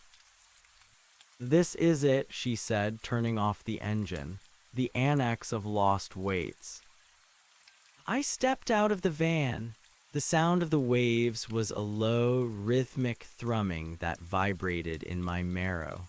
The fog swirled around me, but it didn't feel cold. It felt like a crowd of people pressing in, whispering names I almost recognized. I walked up the steps to the front door. The wood was carved with scenes of migration, people walking across land bridges, ships tossing on stormy seas, wagons rolling across endless plains. All of them were leaning forward, their bodies strained by the effort of movement. I pushed the door open. Inside the library was a labyrinth of shelves that disappeared into the gloom, but they weren't filled with books. They were filled with jars, thousands of glass jars, each containing a small, glowing ember of light. "What are these?" I whispered. "The anchor's memories," a voice said. I turned. Standing in the center of the room was the woman from the calibration suite.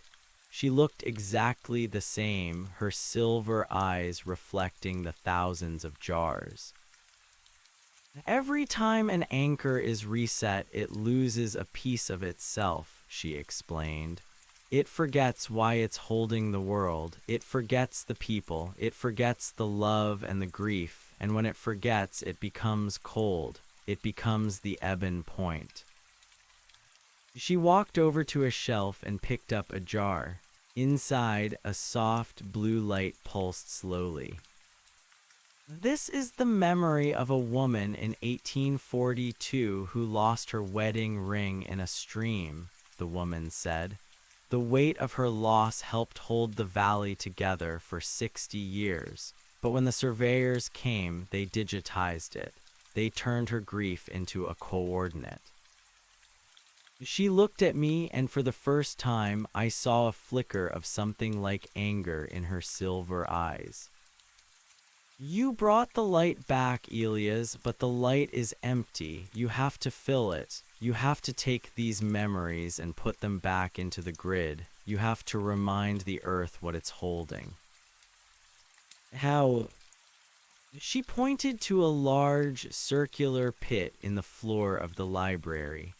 At the bottom of the pit, I could see the top of a massive, black monolith, identical to the one in the wash, but this one was covered in glowing, silver circuitry.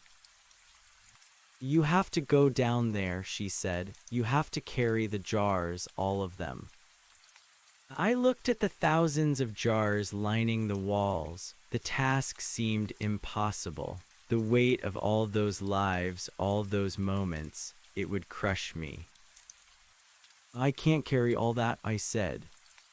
"You're not carrying them with your arms, Elias," she said. "You're carrying them with your shadow." I looked down at my feet. My shadow was no longer a man holding a surveyor's rod. It was a vast, spreading pool of darkness that seemed to fill the entire room. Within the darkness, I could see shapes moving: the coyote, the old woman at the gas station, the ranger, my mother. I realized then that my shadow wasn't just a lack of light, it was a reservoir. I began to walk among the shelves. As I passed, the jars didn't just sit there, they began to tip. One by one, they fell from the shelves, shattering on the floor, but the embers of light didn't vanish. They fell into my shadow, sinking into the darkness like stones into a pond.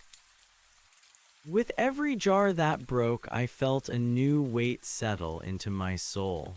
I felt the sting of a scraped knee in 1920. I felt the triumph of a first harvest in 1875. I felt the quiet, steady rhythm of 1,000 heartbeats. I grew heavier. My footsteps began to crack the floorboards. The air in the library became dense, the oxygen replaced by the thick, sweet scent of human history. I reached the edge of the pit. My shadow was now so heavy it was pulling at the very fabric of the building. The walls groaned, the stained glass windows rattling in their frames. "Go," the woman said. "Give it back." I stepped into the pit. I didn't fall, I drifted down, the weight of the memories acting like a parachute. I landed on the top of the monolith, and the moment my feet touched the black stone, the circuitry flared to life. The memories began to pour out of me. The embers of light flowed from my shadow into the monolith, surging down into the earth. I felt the planet shudder beneath me. I felt the anchors across the continent humming in response, their cold, clinical hunger replaced by a deep, resonant warmth. The world stopped drifting. The 3 blocks of Salt Lake City settled back into the mantle. The trees in my town stopped leaning. The coyote's shadow stayed where it belonged. But as the last memory left me, I felt a sudden, terrifying lightness. I was disappearing. The gray smoke that made up my body was thinning, the silver in my eyes fading. I was becoming the very thing I had fought, a ghost, a wisp of data, a thought without a thinker. Elias, the girl with the green hair, shouted from the top of the pit. I looked up at her, but her face was a blur of white light. "Don't let go," she cried. "Find your own weight." I searched my mind, but the memories I had used to fight the light figure were gone, merged into the grid. My grief, my joy, my name, they were all part of the anchor now. I had nothing left to hold me down. I began to float. My feet left the surface of the monolith. I was rising toward the ceiling, toward the infinite, toward the empty sky that the light figure had promised. I reached out, my hand grasping at the air. And then I felt it. A hand caught mine. It wasn't the girl and it wasn't the woman. It was a hand made of rough, calloused skin, smelling of tobacco and old paper. The ranger. He was standing on the edge of the monolith, his feet anchored by a pair of heavy, iron boots. He wasn't looking at me, he was looking at the darkness below. "I told you, kid," he grunted, his voice straining with the effort of holding me. "You're the ballast, and the ballast doesn't get to fly." He pulled me down, slamming me back onto the black stone. He reached into his pocket and pulled out a small, silver spike. It wasn't an anchor spike. It was a nail, a simple, rusted iron nail. He drove it through the sleeve of my jacket, pinning me to the monolith. "It's not much," he said, wiping sweat from his brow, "but it's real, and in this place, real is the only thing that weighs anything." The light in the library began to fade, the silver circuitry dimming to a soft, steady pulse. The woman and the girl were gone. The jars were gone. There was only the ranger, the monolith, and the long, slow breath of the earth. "What now?" I asked, my voice barely a whisper. "Now we wait," he said, sitting down on the stone. "The grid is stable, the world is heavy, and you and we're the ones who have to make sure it stays that way." I looked at the iron nail pinning me to the stone. I looked at my shadow, which was now small and quiet, huddling at my feet. I wasn't free. I was a prisoner of the very world I had saved. But as I listened to the sound of the ocean crashing against the cliffs outside, I felt a strange, quiet peace. The world was heavy. The world was solid. And I was the rock that cast the shadow that held it all together. I closed my eyes and leaned back against the cold, black stone.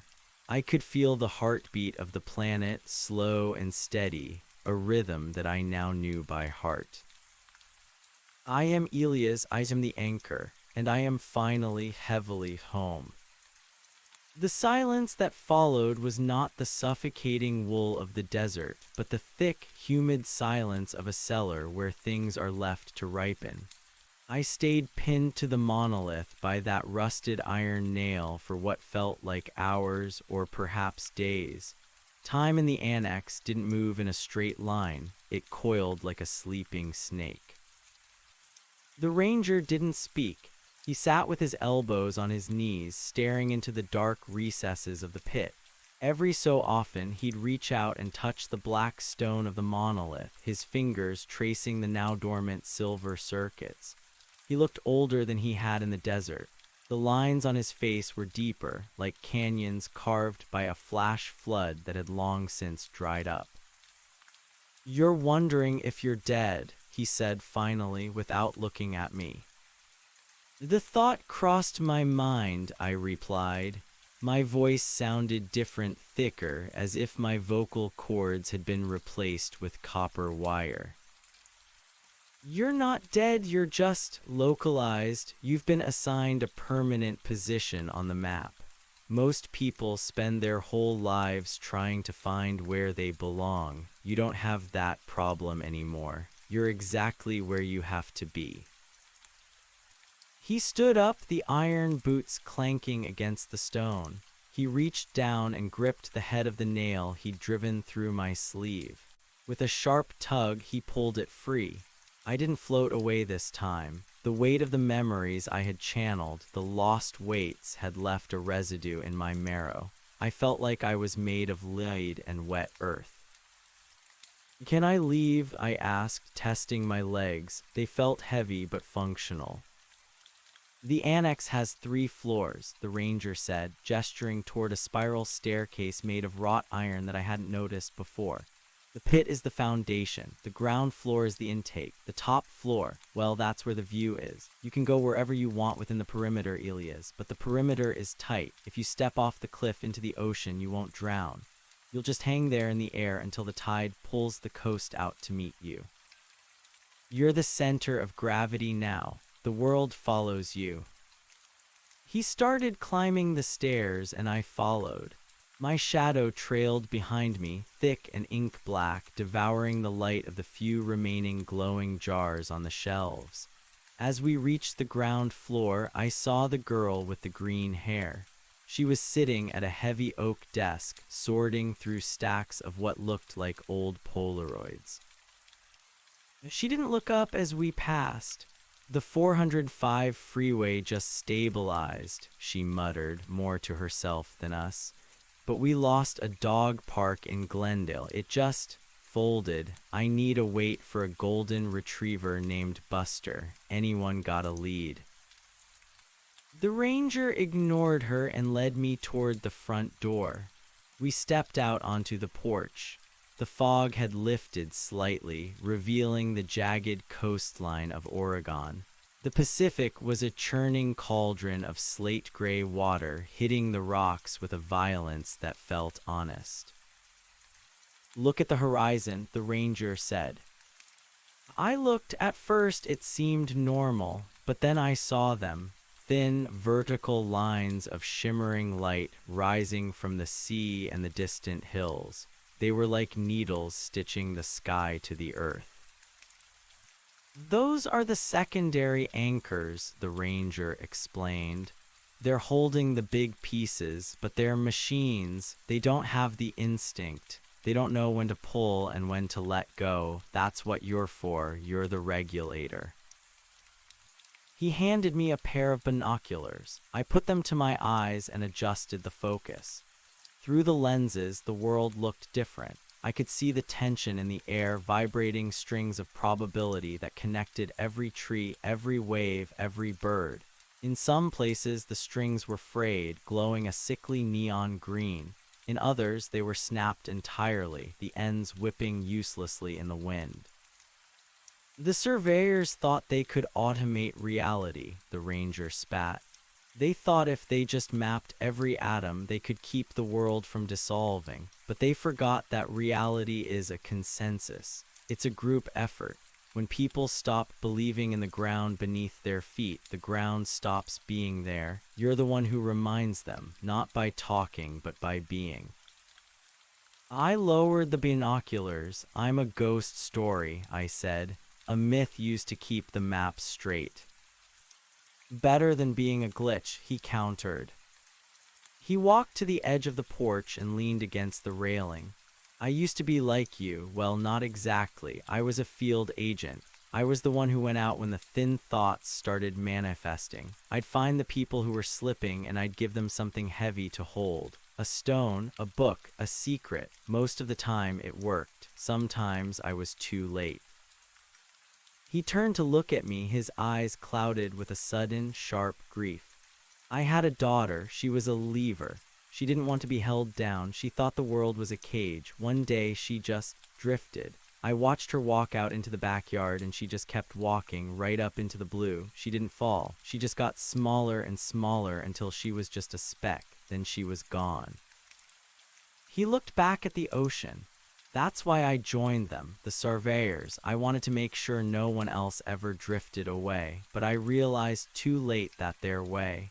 It kills the soul to save the body. They turn the world into a museum. You, Elias, you're the first one who's managed to keep the weight without losing the blood. You're the living anchor. A sudden, sharp vibration rattled the porch. It wasn't an earthquake, it was a sensory spike. My square pupils contracted. I felt a tugging sensation in my gut, pulling me toward the north. "What is that?" I asked, clutching the railing. The girl with the green hair ran out of the house, holding a tablet that was flickering wildly. "We've got a localized collapse in Astoria. A bridge is demanifesting. The people on it, they're starting to lose their mass." The ranger looked at me. "That's your cue, kid. You don't need a van this time." "How do I get there?" "You're the center," he said simply. "The world is a rug. If you want to get to the other side, you don't walk, you pull the rug toward you."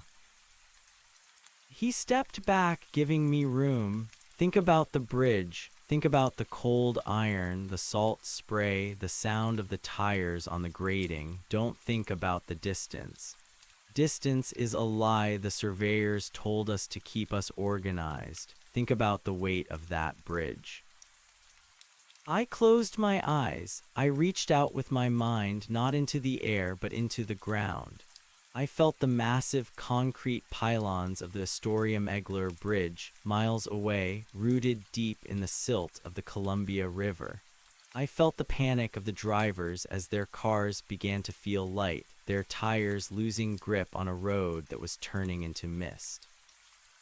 I didn't move my feet, but I felt a tremendous, agonizing strain in my shoulders.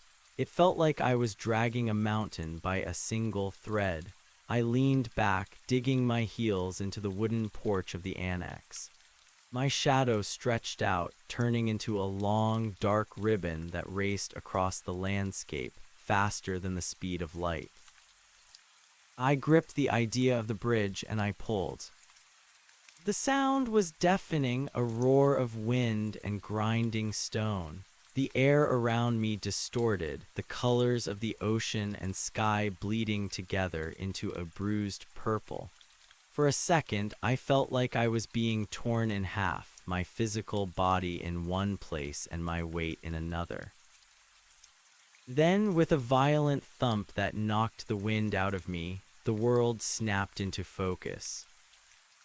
I wasn't on the porch anymore. I was standing in the middle of a two-lane highway, surrounded by swirling fog. High above me, the green steel girders of a massive bridge loomed through the mist. I looked down. I was standing on the asphalt. A few feet away, a sedan was idling, its driver staring at me through the windshield with wide, terrified eyes. The car was shaking, but its tires were firmly on the ground. The road beneath it was solid. I could feel the bridge. It was vibrating, a low-frequency hum that matched the pulse in my square pupils. By simply being there, by bringing my field of reality to this specific coordinate, I had re-anchored the structure. The thin thoughts of the panic-stricken drivers had been overridden by the absolute, undeniable fact of my presence. I walked toward the edge of the bridge. The fog parted for me, recoiling as if I were a heat source. I looked down at the river. The water was dark and churning, but it held its shape. I felt a presence behind me. I didn't turn around. I knew the smell of ozone and old leather. "Good pull," the girl with the green hair said. She was standing by the van, which had somehow arrived at the same time I did, or perhaps it had always been there. A bit messy, though. You almost dragged a Starbucks from Seaside along with it. She walked up beside me, looking out at the river. "You see that?" she asked, pointing to a spot beneath the bridge where the air seemed to be shimmering like heat rising from a summer road. "What is it?" "A leak," she said. "The surveyors call them inconsistencies, but they're really just holes in the story. Someone on this bridge stopped believing in the destination. They were driving and they suddenly realized they didn't know why they were going where they were going. That doubt, it's like acid to the grid." She handed me a small glass vial. Inside was a single dried rose petal. "This is from the wedding bouquet of the woman in the third car back," she whispered. "She's running away from a marriage that ended 10 years ago, but she's still carrying the weight of the what-ifs. Go give it to her. She needs to remember that her grief is real. If it's real, it's heavy, and if it's heavy, she stays on the road." I took the vial. My hand felt clumsy, my fingers too thick for the delicate glass. I walked back toward the idling sedan. The driver, a woman in her 40s with tear-streaked cheeks, rolled down her window as I approached. She looked at me and I saw her eyes flick to my pupils. She didn't scream, she just looked tired. "Is the road closed?" she asked, her voice trembling. "No," I said, "the road is fine, but you dropped something." I held out the vial. She looked at the rose petal, and for a moment the world around the car seemed to shimmer. The fog grew dense, then snapped back into clarity. She reached out and took the vial, her fingers brushing mine. The moment we touched, I felt a jolt of her memory, the smell of the church, the sound of the organ, the cold realization in the middle of the reception that she had made a mistake. It was a heavy, bitter memory, but it was hers. As she gripped the vial, the car settled an inch deeper into its suspension. The engine's idle smoothed out. "Thank you," she whispered. She didn't know why she was thanking me, but she felt the change. She felt the gravity return. I stepped back and watched as she drove away. Her car moved with a solid, predictable rhythm. "One down," the girl said, leaning against the van. "Only about 8 billion more to go." "I can't do this for everyone," I said, feeling a wave of exhaustion wash over me. The weight of the world was a physical burden, a backpack full of lead that I could never take off. "You don't have to do it for everyone, you just have to be the example. You're the proof that the world is still here. As long as you're standing, the rest of them have something to aim for." She opened the door to the van. "Come on, we need to get back to the annex. The ranger says there's a storm coming in from the Aleutians and it's not made of clouds. It's a low-pressure system of pure nihilism. If it hits the coast without an anchor, Oregon is going to turn into a cloud of static." I climbed into the van, but as I sat down, I looked at my hands. They were stained with the matte gray color of lead, the same color as the edges of the hole in my kitchen counter. I wasn't just holding the world, I was becoming it. As we drove back toward the cliffside library, I watched the landscape through the obsidian windows. The trees, the rocks, the distant lights of the houses, they all felt like they were leaning toward the van, drawn by the irresistible pull of my shadow. I realized then that the woman in the calibration suite hadn't lied.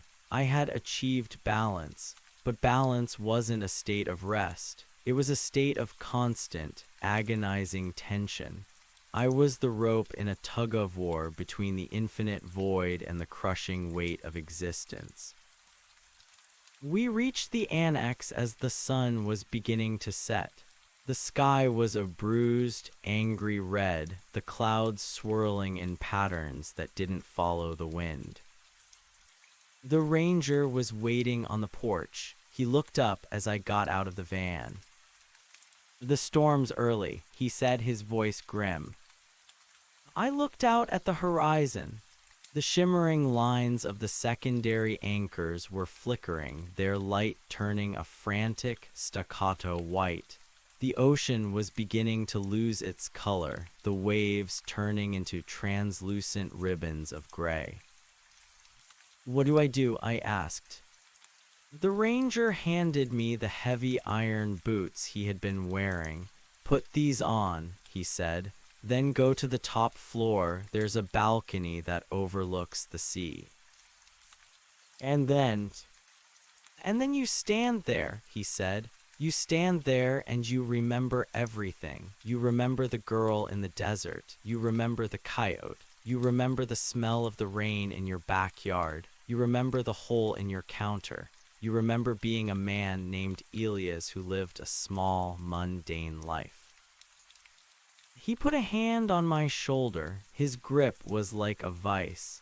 "The storm is going to try to convince you that none of it matters. It's going to tell you that the world is just a collection of accidents and empty space. It's going to try to make you light."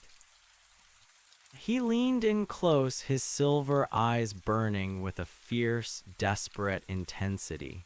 "Don't let it, Elias. You be the heaviest thing in the universe. You be the rock that doesn't move." I took the boots. They were incredibly heavy, each one weighing at least 50 pounds. I struggled to pull them on, the iron cold against my skin. When I stood up, I felt like my legs were part of the earth itself.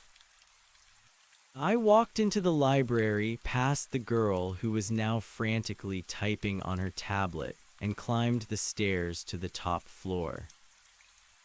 The balcony was a small stone platform that jutted out over the cliff. The wind was howling, a high-pitched shriek that sounded like millions of voices screaming at once. But the wind didn't feel like air. It felt like an absence, a vacuum that was trying to suck the breath out of my lungs. I walked to the edge of the railing. Below me, the ocean was disappearing. A vast white void was eating its way toward the cliff, erasing the waves, the rocks, the very idea of water. The storm hit.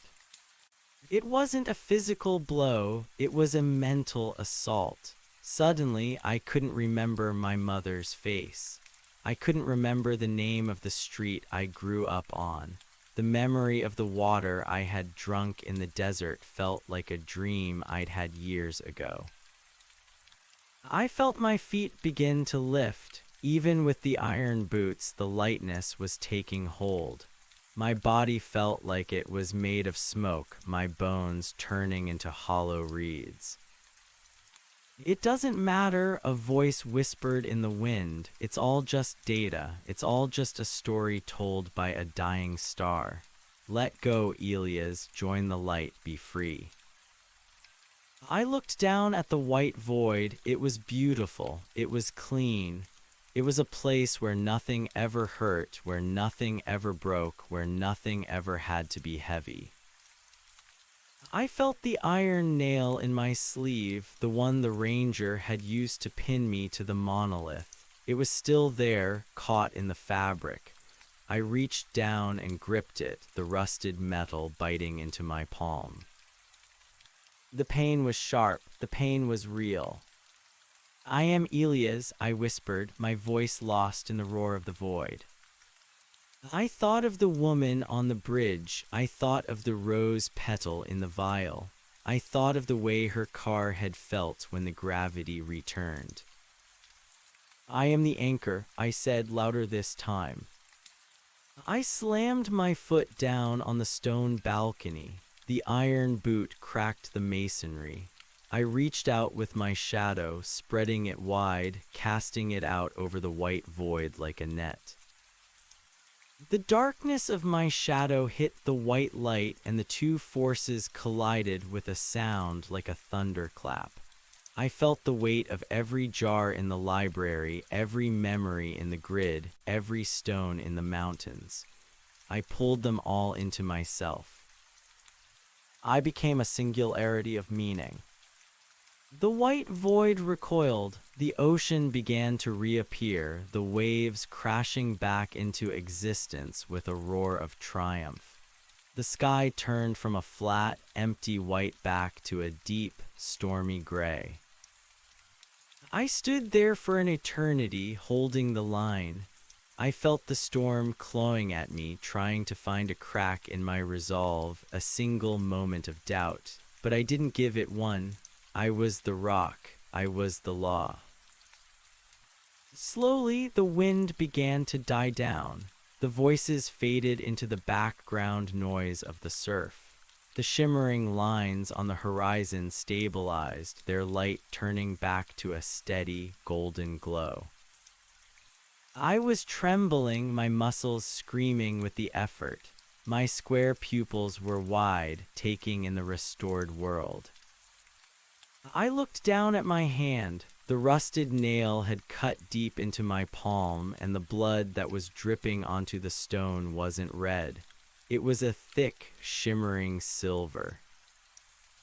I wasn't a man anymore. I was something else, a new kind of being forged in the furnace of the transition.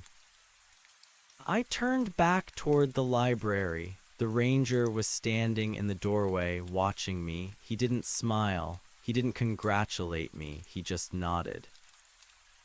"You held," he said.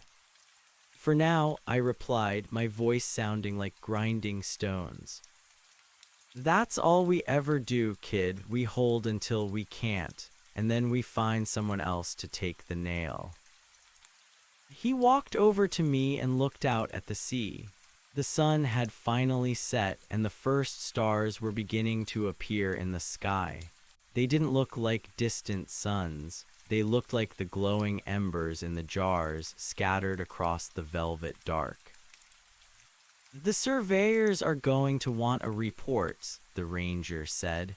"They're going to want to know how you did it. They're going to want to quantify the weight of the rose petal." "Let them try," I said.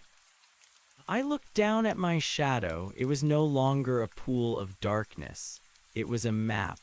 Within the silhouette of my body, I could see the outlines of the coast, the rivers, the mountains, and the tiny, flickering lights of the towns. I wasn't just standing on the world. I was wearing it. I walked back into the library, the iron boots heavy on the floor. The girl with the green hair was asleep at her desk, her head resting on her tablet. The flickering lights of the monitors cast long, shifting shadows across the room. I went to the pit and looked down at the monolith. It was quiet now, its work done for the moment, but I could feel it waiting. It was a part of me, and I was a part of it. I sat down on the top step of the spiral staircase. I didn't feel like sleeping. I didn't feel like eating. I just felt present. I reached into my pocket and pulled out the notebook I had brought from home. I opened it to the first blank page. I picked up a pen, but my fingers were too heavy to move with any grace. Instead, I took the rusted nail and etched a single sentence into the paper. "The world is heavy, and that is why it is beautiful." I closed the notebook and set it on the step beside me. I watched the shadows of the library dance in the dim light. I listened to the sound of the earth breathing, a deep, rhythmic thrumming that I knew would never stop as long as I was there to hear it. I was the rock that cast no shadow because I had become the shadow itself, and in the darkness of my being, the world found its light. The silence that followed the storm was not a true silence. It was a pressurized hum, the sound of reality knitting itself back together along the seams I had held shut. My body felt like a bell that had been struck by a hammer of gods, still vibrating with a frequency that made the air around me shimmer. I stood up from the staircase, the iron boots clanging against the stone with a finality that seemed to anchor the entire building to the crust of the planet. I looked at the girl with the green hair. Her name, I realized, had never been given to me. Names were labels, and labels were light. They were things the surveyors used to categorize the world so they could file it away. But in the weight of the moment, she was simply a part of the architecture of the annex, a necessary component of the machine that kept the here from becoming nowhere. Her name is Mara, the ranger said, appearing at my elbow. He didn't startle me. Nothing could startle me now. I was the center of the web. I felt his approach long before he spoke, a shift in the gravitational pressure of the room. Mara, I repeated. The word had a density to it. She was a cartographer for the surveyors before she realized they weren't mapping the world, they were editing it, the ranger continued.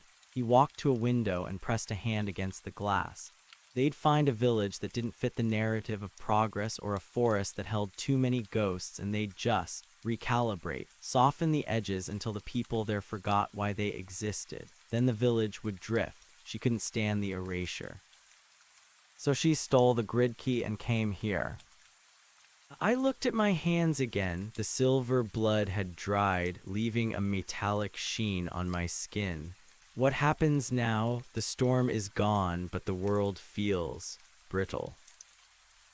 The world is always brittle, Elias. We just usually have the luxury of pretending it isn't. But you've seen the bones now. You've felt the marrow. He turned to me, his silver eyes reflecting the dim emergency lights of the library. The surveyors will be coming. They don't like it when an anchor becomes sentient. They prefer their tools to be inanimate. A rock doesn't talk back. A rock doesn't decide which memories are worth keeping. I'm not a rock, I said, though my voice sounded like the grinding of tectonic plates. No, he agreed, you're the mountain, and the mountain is about to be climbed. A low, melodic chime echoed through the library. It wasn't the frantic alarm of the collapse, it was something more refined, more surgical. Mara woke with a start, her green hair disheveled. She looked at her tablet and her face went pale. They're here, she whispered. The Sanity Committee. They've bypassed the perimeter anchors. They're using a high-frequency consensus beam to flatten the local reality. What does that mean? I asked. It means they're going to try to convince the world that you don't exist, the ranger said. He reached into his coat and pulled out a heavy, snub-nosed revolver, but it wasn't loaded with lead. The cylinders were filled with small, glowing vials of sand. They'll broadcast a signal that makes everything logical. And in a logical world, a man with square pupils who can drag bridges across states is an impossibility. If they win the argument, you'll simply cease to be a fact. I felt a cold shiver, but it was a heavy cold, like ice forming in the depths of a lake. How do we fight a signal? By being louder, Mara said, her fingers flying across her screen. I'm tapping into the annex's resonance chamber. Elias, you need to get back to the pit. You need to touch the monolith. We're going to turn this entire library into a megaphone for your existence. I didn't wait. I moved toward the spiral staircase, the iron boots making the floor groan. Each step was an effort of will. I felt the consensus beam before I saw it. It wasn't a light, it was a feeling of profound boredom. It was the sensation of a Tuesday afternoon in a cubicle, the smell of sterile hallways, the sound of a clock ticking in a room where nothing ever happens. It was the ultimate weapon of the surveyors, the mundane. As the beam hit the annex, the colors of the books on the shelves began to fade to a uniform, corporate gray. The intricate carvings on the stone pillars smoothed out, becoming characterless concrete. Even the ranger's face seemed to lose its rugged lines, becoming the face of a stranger you'd pass in a crowded terminal and forget instantly. "Focus, Elias," the ranger shouted, his voice sounding thin and distant, as if he were speaking through a long tube. "Remember the coyote, remember the salt."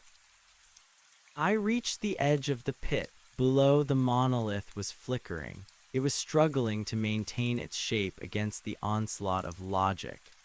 I looked down into the dark, and for a moment I saw the void again. Not the white void of the storm, but a gray void, a world of perfectly straight lines and no shadows. A world where everything was explained and nothing was felt. I jumped. I didn't fall like a normal man. I descended like a falling star, my weight punching through the layers of the consensus beam. I hit the floor of the pit with a force that shattered the stone tiles, and I grabbed the monolith with both hands. The contact was electric. A billion images flooded my mind, not just my own memories, but the memories of the Earth itself. I felt the slow cooling of the planet's core. I felt the first microscopic life forms clinging to volcanic vents. I felt the weight of every tear shed by every creature that had ever lived. The monolith roared. A pillar of black light shot upward, piercing through the roof of the annex and into the sky. I stood at the base of the pillar, my arms wrapped around the cold stone. I could feel the surveyors now. They were hovering in high-altitude dirigibles, draped in white linen, peering through gold-rimmed monocles at their instruments. They were clicking their tongues in disappointment, adjusting dials to increase the rationality output.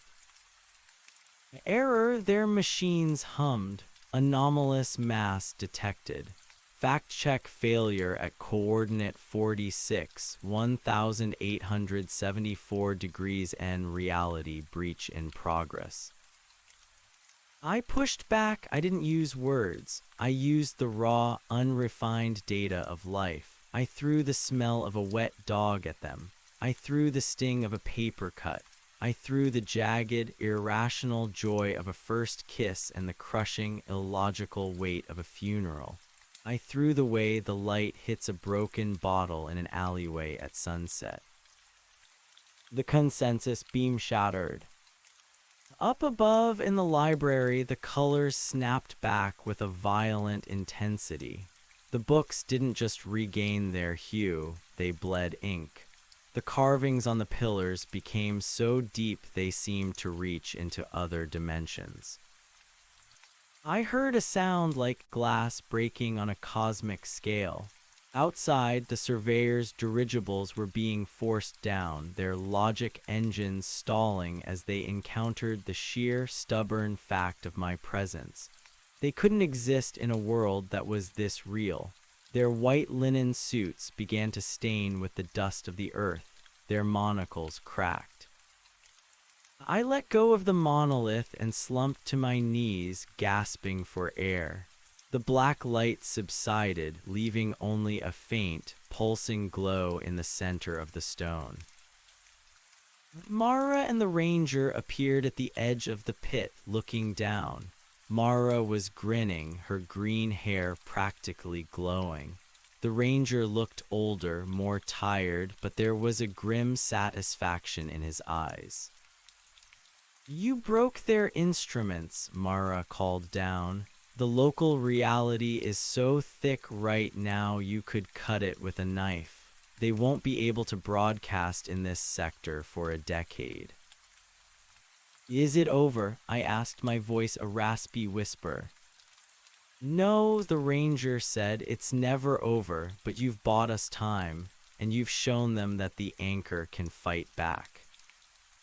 He descended the ladder into the pit and stood over me. He offered a hand, and when I took it, I felt the rough calluses of a man who had spent his life holding onto things that wanted to fly away. You need to see something, he said. He led me back up to the main floor and out onto the porch. The night was clear, the stars burning like holes in a velvet curtain. But it wasn't the stars he wanted me to see. He pointed toward the town of Astoria, visible in the distance. The bridge was there, glowing with a soft, internal light. But it wasn't just the bridge. Every house, every street lamp, every car moving along the highway had a long, deep shadow stretching out behind it. The shadows weren't just absences of light, they were anchors. They were thick, dark ribbons that tied every object to the ground. You did that, the ranger said. You gave them back their weight. You reminded the world that it has a shadow. I looked at my own feet. My shadow was no longer a map. It was just a shadow, long, dark, and perfectly cast against the wooden planks of the porch. But it felt different. It felt like a tether. What now? I asked. Now, the ranger said, we go to work. There are other anchors out there, Elias. People like you who don't know what they are.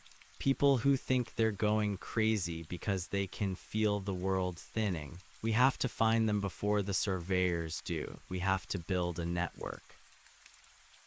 Mara came out carrying a small pack. The van is ready. I've mapped a series of tremors in the Midwest. Something is happening in a cornfield outside of Omaha. The sky is turning into a mirror.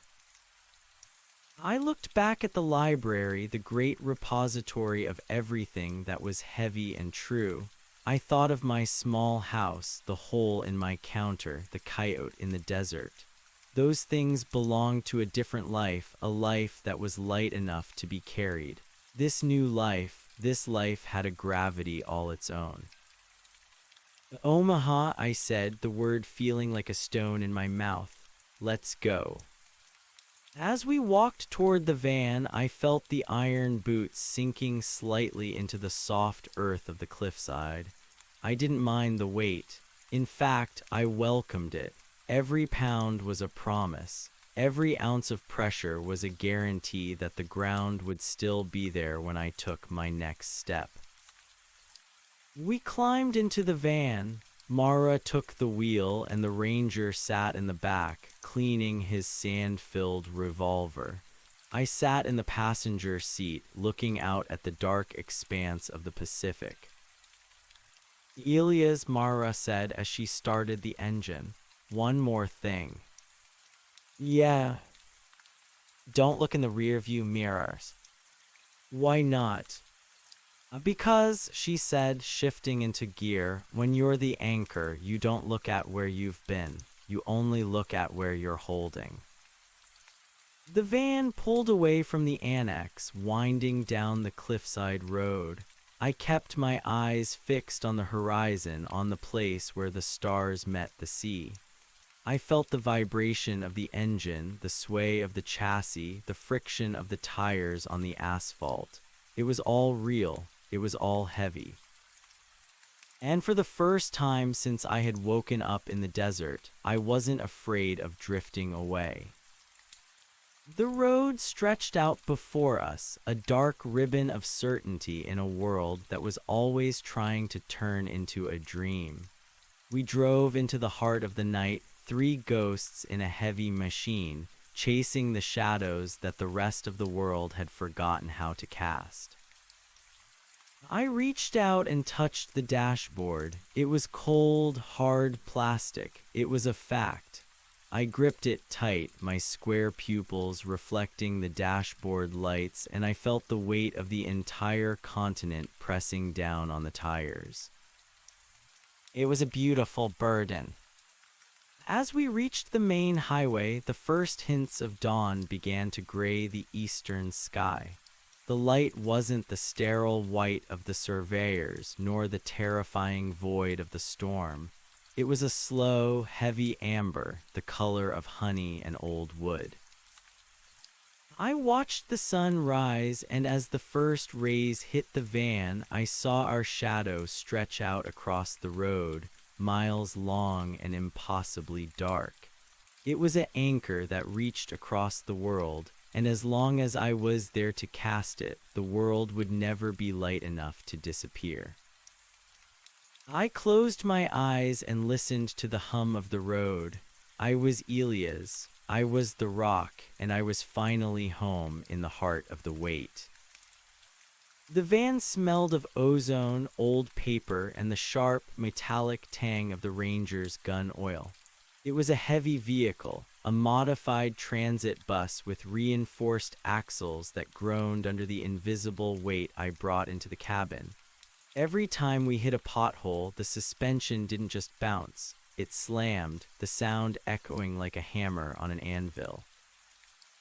Mara drove with a focused intensity, her eyes darting between the road and a custom-built HUD projected onto the windshield.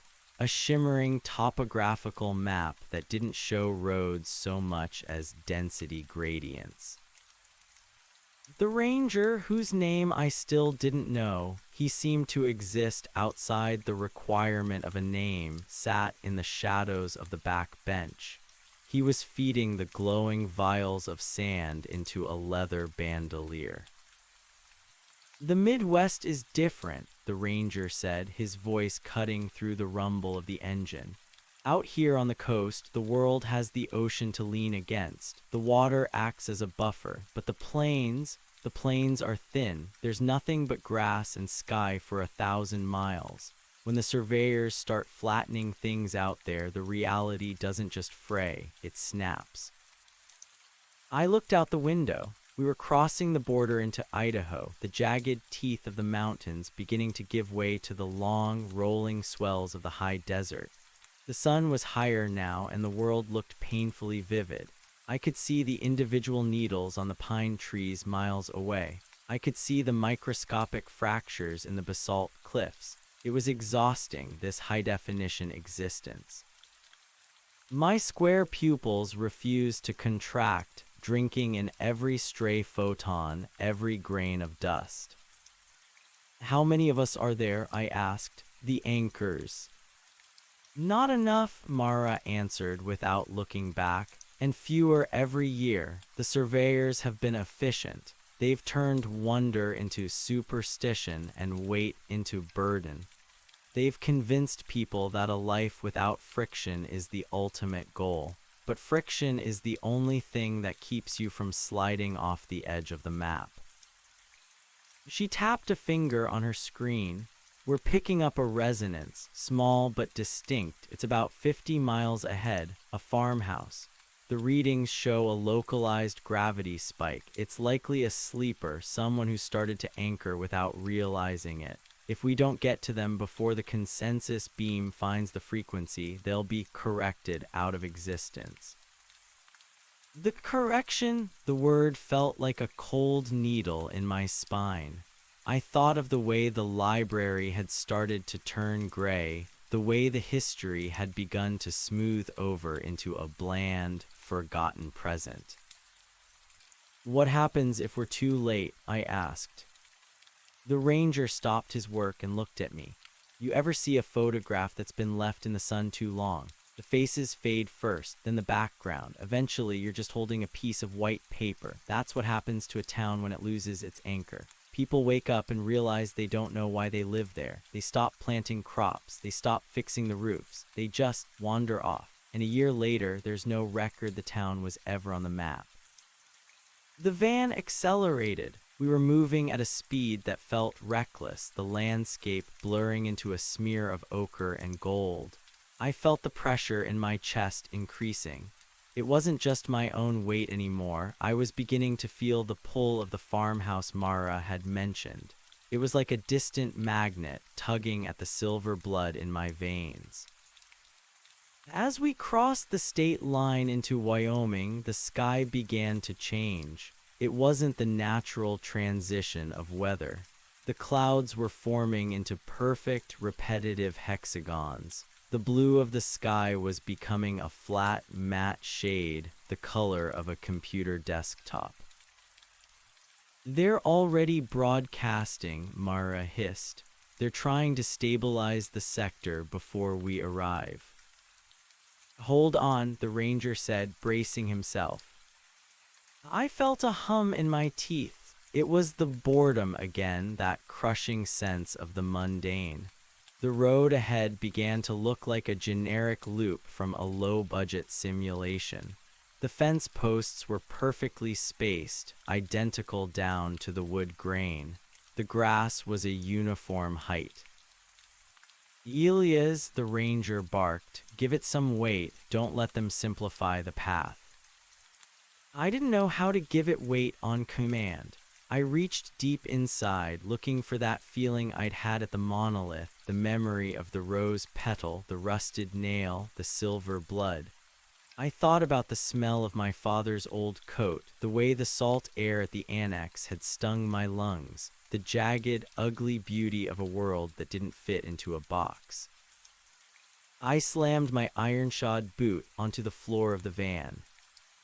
The impact sent a shockwave through the vehicle. The logic of the road shattered. The fence posts splintered, regaining their unique rots and knots. The hexagonal clouds broke apart into chaotic, towering thunderheads. The van fishtailed as the road became real again, filled with cracks, pebbles, and the uneven textures of actual earth. "Good," Mara muttered, her hands white-knuckled on the wheel. "Keep that pressure, we're coming up on the farm." We turned off the highway onto a dirt track that seemed to be fighting to stay visible. The dust we kicked up didn't settle, it hung in the air like suspended glitter. At the end of the track sat a weathered, two-story house. It was a beautiful, sagging wreck of a building, wrapped in a porch that looked like it was held together by prayer and old paint. But there was something wrong. The house was vibrating. Not a physical shaking, but a visual one. It was ghosting, with 3 or 4 versions of itself overlapping in a shimmering blur. And in the front yard, standing perfectly still, was a boy. He couldn't have been more than 10.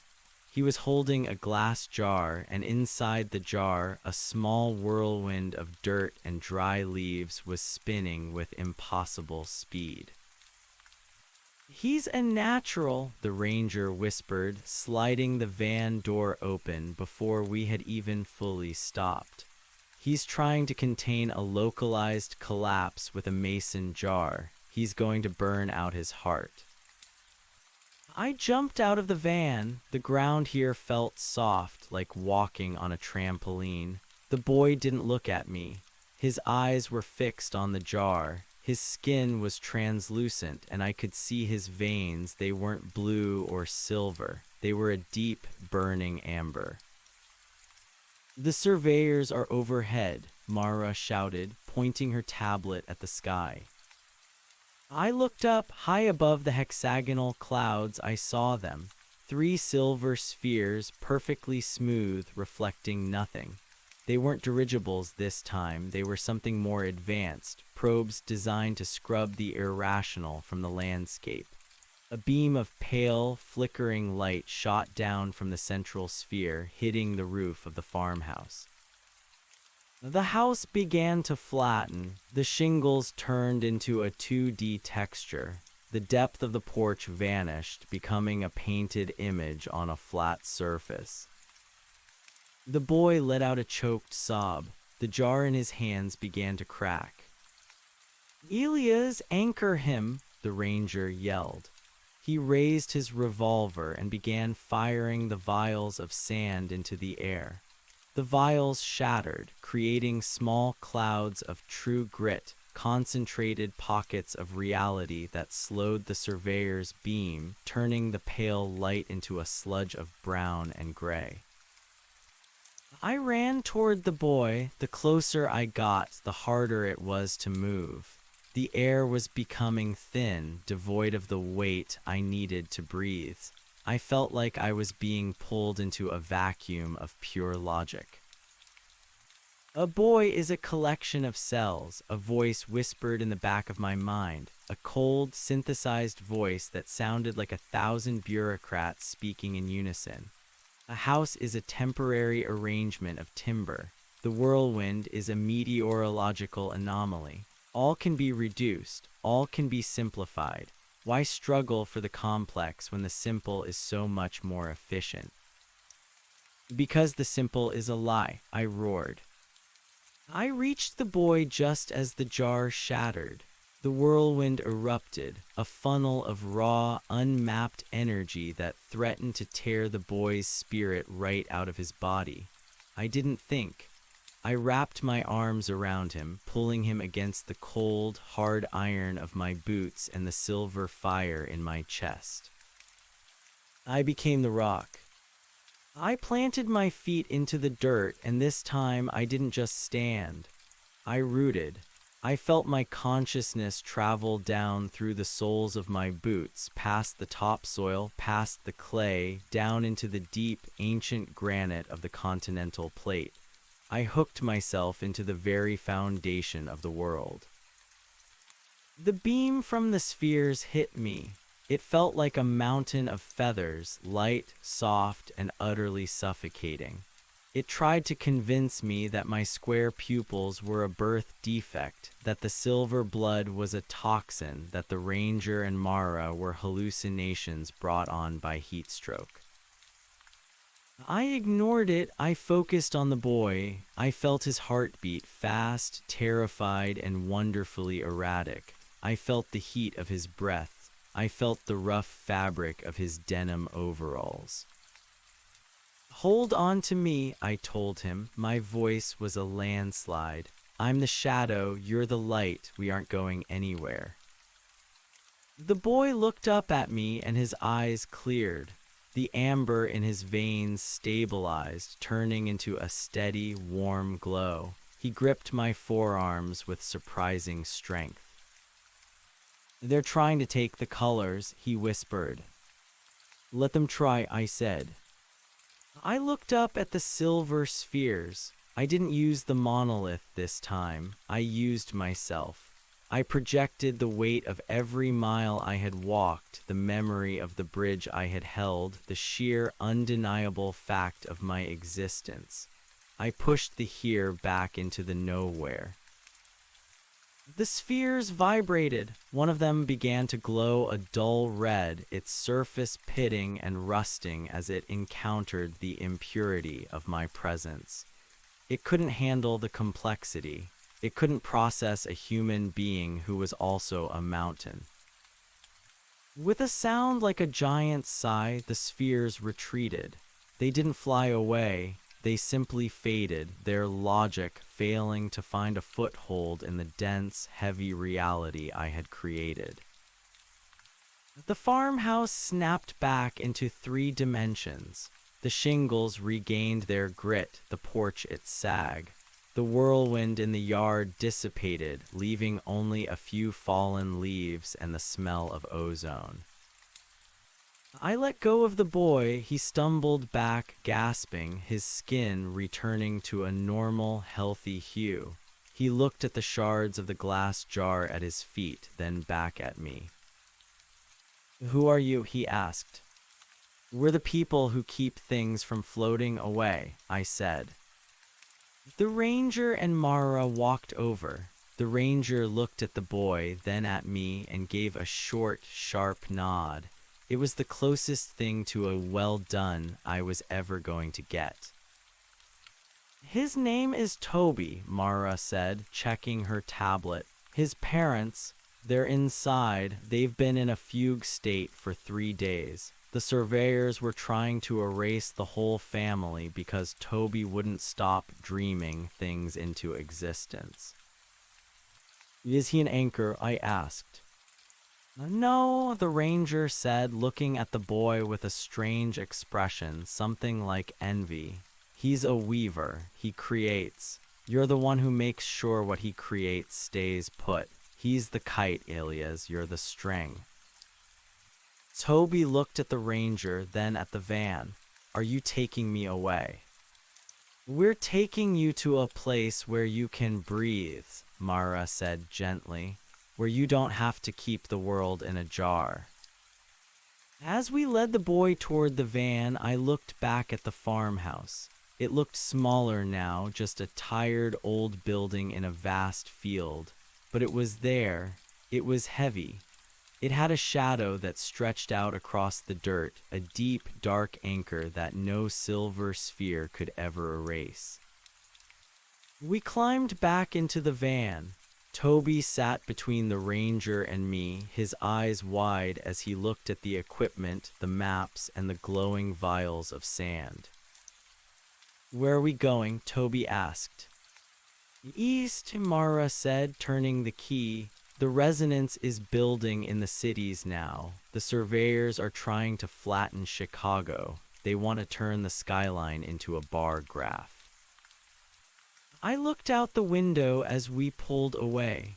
The hexagonal clouds were gone, replaced by a messy, beautiful sunset of bruised purples and fiery oranges.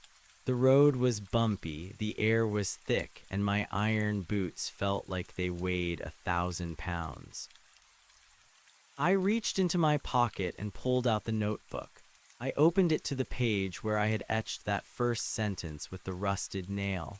Beneath it, the boy Toby reached out and touched the paper. Where his finger met the page, a small, glowing drawing of a bird appeared. It wasn't a perfect drawing, but it was alive. It fluttered its wings against the paper, a tiny, irrational miracle. I closed the notebook, keeping the bird safe inside. The world is heavy, I whispered to myself, the words a mantra, a prayer, a shield. And that, the ranger added, leaning back into the shadows, is why we don't let it go. The van roared, the heavy tires biting into the dirt, and we drove on into the deepening dark, chasing the next fraying edge of the world. I sat in the passenger seat, my square pupils fixed on the road ahead, waiting for the next shimmer on the horizon, ready to drop my weight and hold the line. We were the rocks, we were the shadows, and as long as we moved, the world would have a reason to stay. The silence in the van after Toby fell asleep was different than the silence before. It wasn't the hollow, ringing quiet of the desert. It was a dense, occupied silence, the kind that exists in a room where a fire is burning. Toby's head rested against the ranger's heavy canvas sleeve, his breathing rhythmic and deep. Every time the boy exhaled, I could see the faint shimmer of golden dust dancing in the air around his nostrils, the byproduct of a weaver's lungs, turning the mundane oxygen of the world into something more potent, more dangerous. Mara drove without lights now. She didn't need them. The density gradients on her HUD illuminated the path in a spectrum of violet and deep indigo.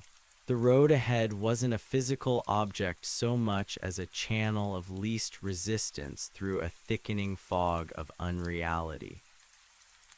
The boy is strong, the ranger said, his voice a low vibration that seemed to come from the floorboards.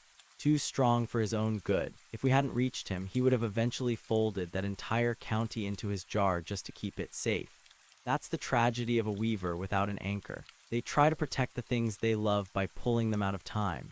They create pocket universes where nothing changes, nothing dies, and nothing actually exists. I watched the way the light from the dashboard caught the silver in my own hands. And what happens to the anchors without a weaver? Mara's eyes flickered to the rearview mirror, meeting mine for a fraction of a second. We become statues, Elias. We become the monoliths you saw in the desert, without something to hold onto, something that wants to fly, something that wants to change. We just sink. We get heavier and heavier until we crack the crust and the earth swallows us whole. We need the kites as much as they need the string. She turned the wheel sharply, taking an unmarked turnoff that led onto a cracked concrete slab, an old airfield half reclaimed by the sagebrush.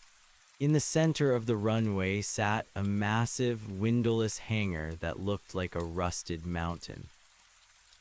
"We're swapping the van," Mara said. "The surveyors have the signature of this chassis logged into the consensus now.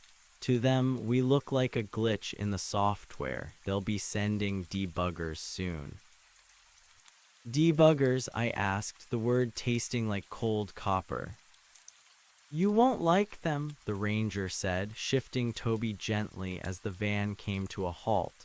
"They don't use beams, they use erasers. They look like men, talk like men, but they have no scent, no heartbeat, and they don't leave footprints in the dust.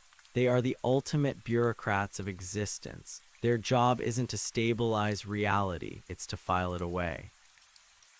We stepped out into the cool night air. The hangar doors groaned open, operated by a woman who looked like she was made entirely of leather and wire. She wore a flight suit covered in patches from agencies that no longer existed. She didn't speak. She simply gestured us toward a vehicle that looked like a cross between a tank and a locomotive, its hull plated in lead and etched with the same geometric symbols I'd seen on the library walls. "This is the anvil," Mara whispered. "It's built from the scrap of a fallen surveyor station. It's the only thing heavy enough to cross the Mississippi without being dissolved by the dampening fields they've set up over the Great Lakes." As we transferred our gear, the vials of sand, the old books, the crates of true grit, I felt a sudden, sharp pain in my temples. My square pupils pulsed. "They're here," I said. My voice didn't sound like mine. It sounded like the grinding of tectonic plates. The ranger didn't ask how I knew. He simply drew his revolver and clicked the cylinder. "Where?" "The edge of the tarmac," I said, pointing toward the darkness. "They aren't shadows, they're holes." I saw them then, 3 figures dressed in identical gray suits standing perfectly still. They didn't have faces, not in the way a person does. Where their features should have been, there was only a smooth, matte surface like unpainted drywall. They didn't walk. The distance between them and us simply decreased, as if the space in between was being deleted. "Elias, get in the anvil," Mara shouted, scrambling into the driver's seat. "Ranger, cover the boy." The first debugger reached the edge of the hangar's light. It held out a hand, and the concrete of the runway beneath its feet simply vanished. Not into a hole, but into nothing. The world ended where the debugger stood. The ranger fired. The vial of sand hit the lead debugger in the chest.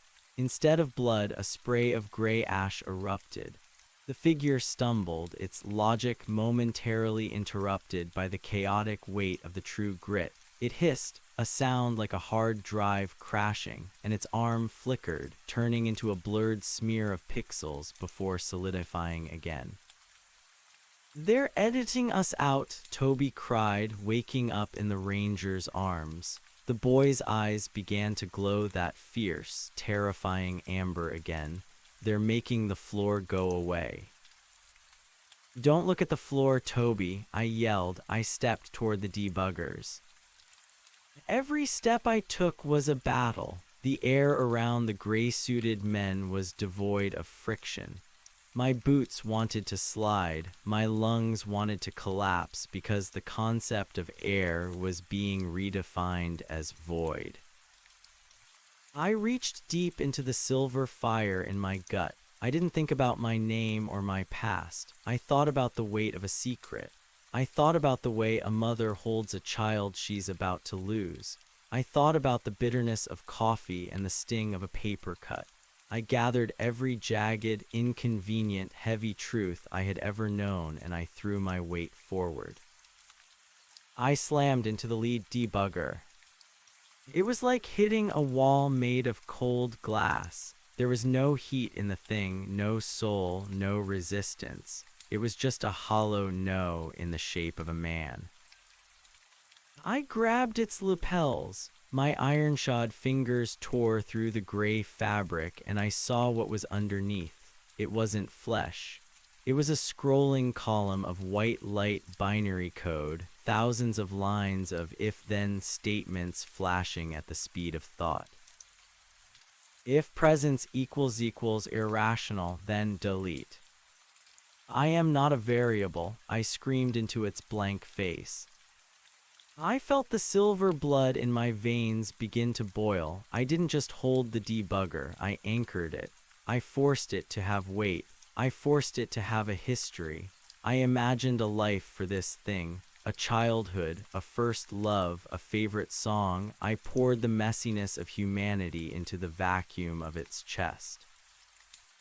The debugger began to scream. It wasn't a human sound. It was the sound of a billion voices being compressed into a single, high-pitched frequency. Its gray suit began to wrinkle. It began to sweat. It was becoming real, and it couldn't handle the burden of being a something. It shriveled. It aged 100 years in a second, turning from a smooth, faceless entity into a withered, terrified old man who dissolved into a heap of salt and old cloth. The other two debuggers paused. For the first time, I saw something like hesitation in their movements. The logic of the encounter had changed. I was an anomaly they couldn't solve. Elias now, Mara's voice echoed from the interior of the anvil. The engine of the massive vehicle roared, a deep, thrumming growl that shook the very foundations of the hangar. The ranger tossed Toby into the open hatch and followed, his revolver still spitting fire at the remaining gray suits. I turned and ran, my boots leaving deep indentations in the concrete. As I leaped into the anvil, the woman in the flight suit slammed the heavy lead door shut and turned a massive iron wheel to lock it. The interior of the anvil was cramped, lit by the warm glow of vacuum tubes and brass gauges. It smelled of grease and old wool. It felt safe. It felt heavy. "Did we get them?" Toby asked, his voice trembling as he clung to the ranger's coat. "We bought some time," the ranger said, his face pale. He looked at me, his eyes lingering on my hands, which were still glowing with a faint, silvery residue. "You didn't just stop that thing, Elias. You murdered it with reality. I've never seen an anchor do that before." "I didn't mean to," I said, my heart hammering against my ribs. I couldn't let it delete us."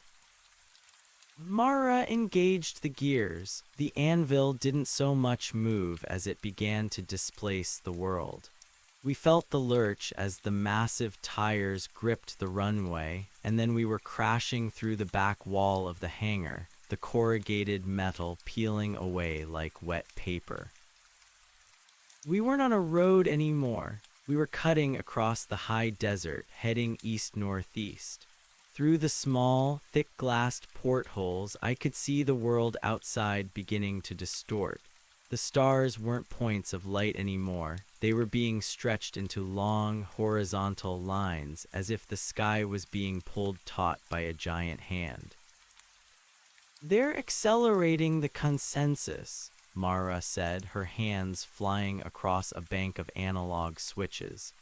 "They know we have a weaver and an anchor together. That's a critical mass event. If we reach a major population center, we could trigger a reality quake that would undo 20 years of their work."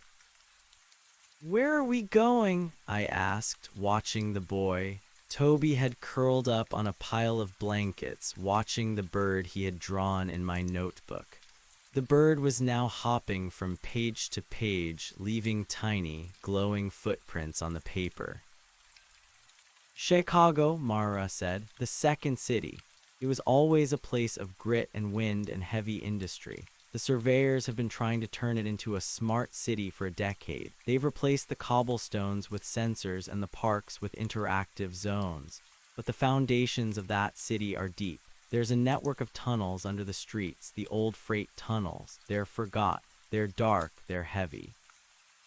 There's a resistance cell there, waiting for someone like you to give them a center.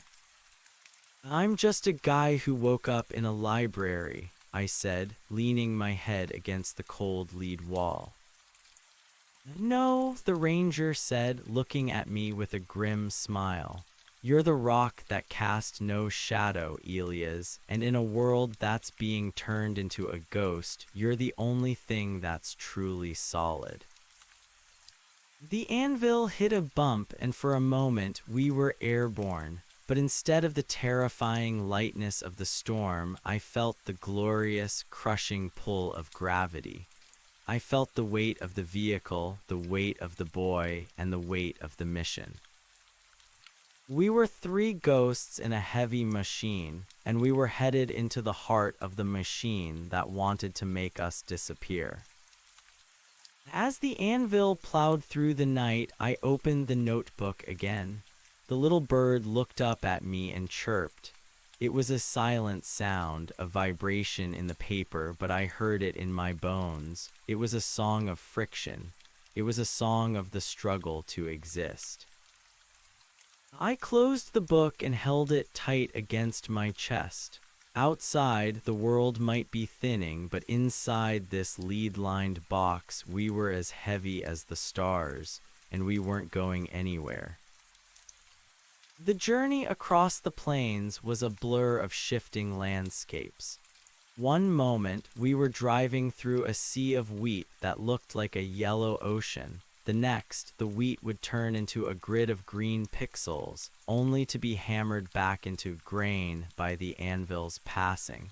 We were a needle of reality stitching a torn fabric. Toby eventually fell into a deep, dreamless sleep. The ranger sat by the rear porthole, his eyes never leaving the horizon. Mara stayed at the wheel, fueled by black coffee and a defiance that seemed to radiate from her like heat. I sat in the middle of the cabin, the anchor in every sense of the word. I felt the vibrations of the engine, the creak of the hull, the subtle shifts in the earth beneath us. I was learning the language of weight. I was learning that to be an anchor wasn't just about being heavy, it was about being present. It was about refusing to let the moment be simplified. Elias, Mara called out softly, "Look." I leaned forward and looked through the front view slit. In the distance, rising out of the flat horizon like a jagged crown of glass, was the Chicago skyline. But it didn't look like a city. It looked like a hologram that was losing its power. The buildings were flickering. The Sears Tower, or whatever they called it now, was transparent at the top, the clouds passing right through the steel and stone. Around the city, a massive ring of silver towers had been erected. They were pulsing with a rhythmic, pale light. "The consensus ring," Mara whispered. "They're trying to finalize the city. Once those towers sync up, everyone inside will forget the smell of the lake, the sound of the trains, the feeling of the wind. They'll become optimized citizens in a perfectly efficient environment." "How do we get past the ring?" I asked. "We don't go around it," the ranger said, standing up and checking his bandolier. "We go through it. We hit the frequency of the towers with everything we've got. You and the boy, you provide the weight, he provides the spark. We create a density spike so large that the ring's logic can't compute it." "And if we fail?" The ranger looked at me, his eyes hard and clear. Then Chicago becomes a memory, and eventually so do we. I looked at Toby, who was still sleeping, his little bird resting on his chest. I looked at Mara, whose hands were steady on the wheel. I looked at my own silver hands, the hands of a man who was a rock. "Drive," I said. The anvil accelerated, the engine screaming as we charged toward the flickering city. The pale light of the towers began to wash over us, trying to turn the heavy lead of our vehicle into the lightness of a dream. I stood up, planted my iron boots, and reached out to wake the boy. The battle for the heart of the weight was about to begin. The anvil groaned as it hit the perimeter of the dampening field. It wasn't a physical impact, but a sensory one. The air inside the cabin suddenly tasted like static electricity, and the vibrant, greasy smell of the engine began to fade, replaced by the sterile, scentless void of a laboratory. Toby woke with a gasp, his hands flying to his chest where the notebook lay.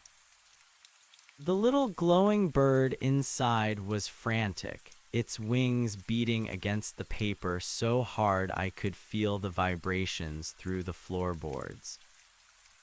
"Stay steady, Toby," I said, my voice sounding thin as if the air was being sucked out of my words. "Give me your hand."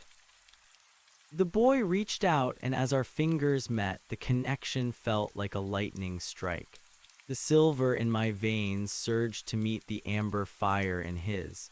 For a moment, I saw what he saw. The world wasn't a collection of objects, but a vast, shimmering web of possibilities. Every thread was a choice, a memory, a potential future. And hovering over that web were the surveyors, great, faceless spiders of logic, trying to pull the threads straight, to weave them into a flat, gray tapestry of the known. "They're pushing back," Toby whispered, his eyes wide and glowing like twin suns. "They're trying to tell me that the city isn't there. They're trying to tell me that I'm not here." "Don't listen," Mara shouted over the roar of the engine. The anvil was vibrating violently now. Outside the portholes, the landscape had dissolved. We weren't driving on dirt or concrete anymore. We were moving through a gray mist where the concept of direction was being deleted. "Elias, drop your weight, anchor us to the ground that should be there."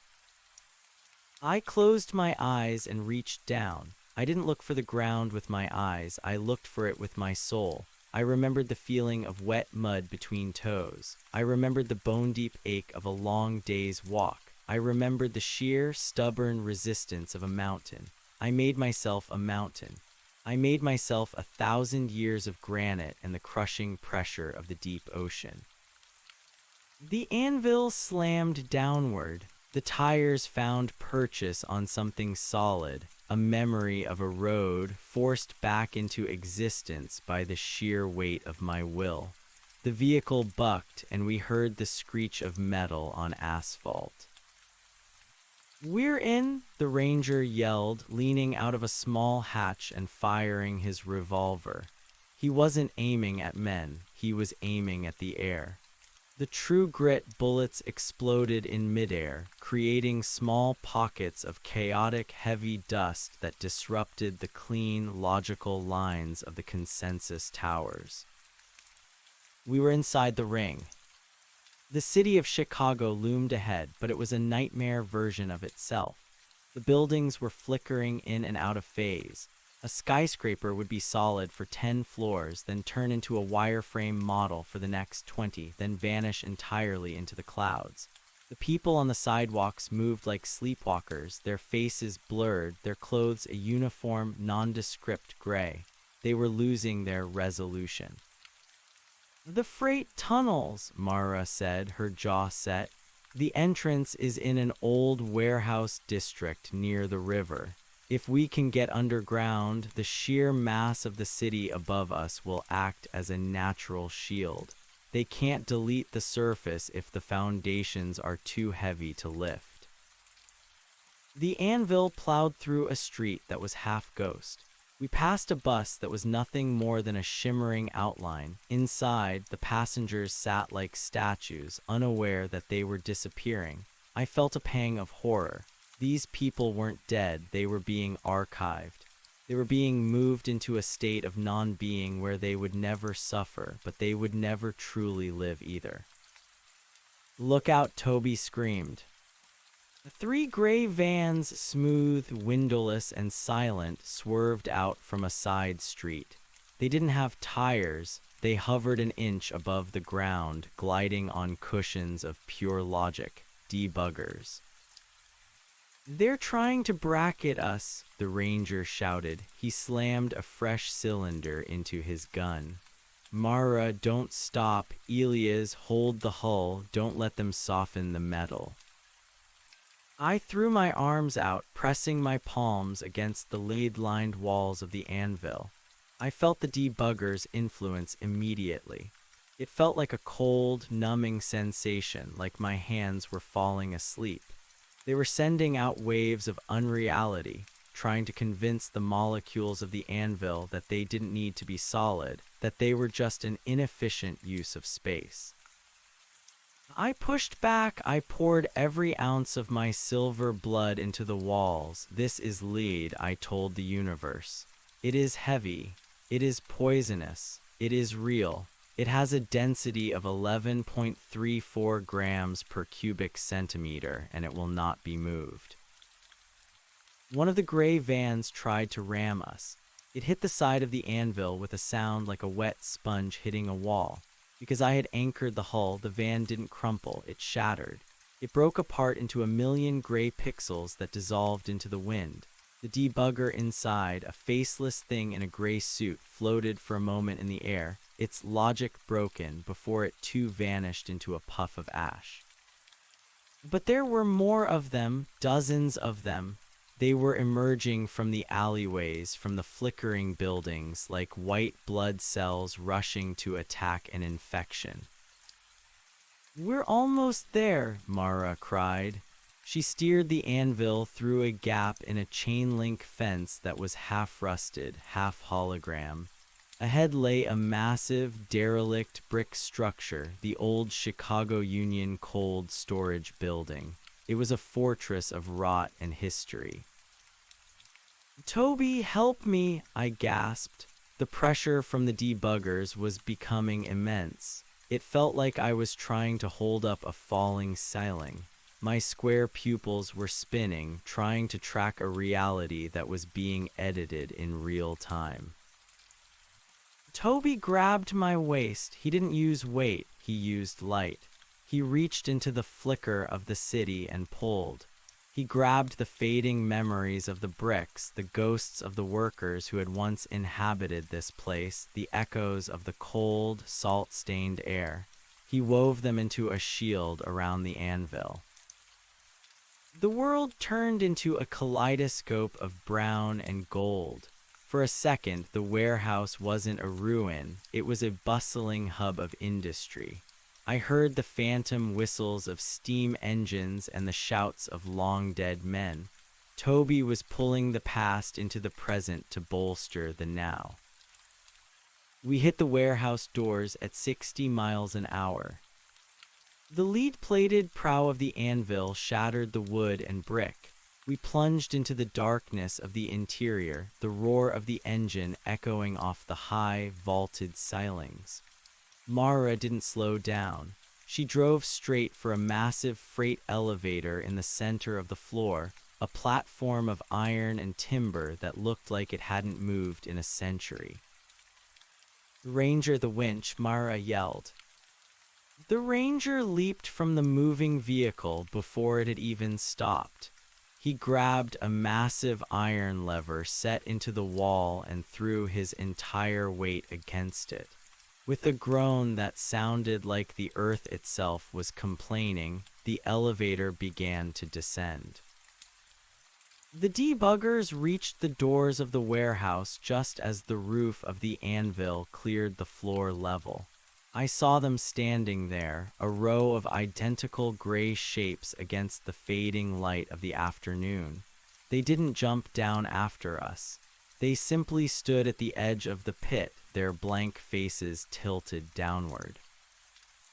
"Why aren't they coming?" Toby asked, his voice small in the dark.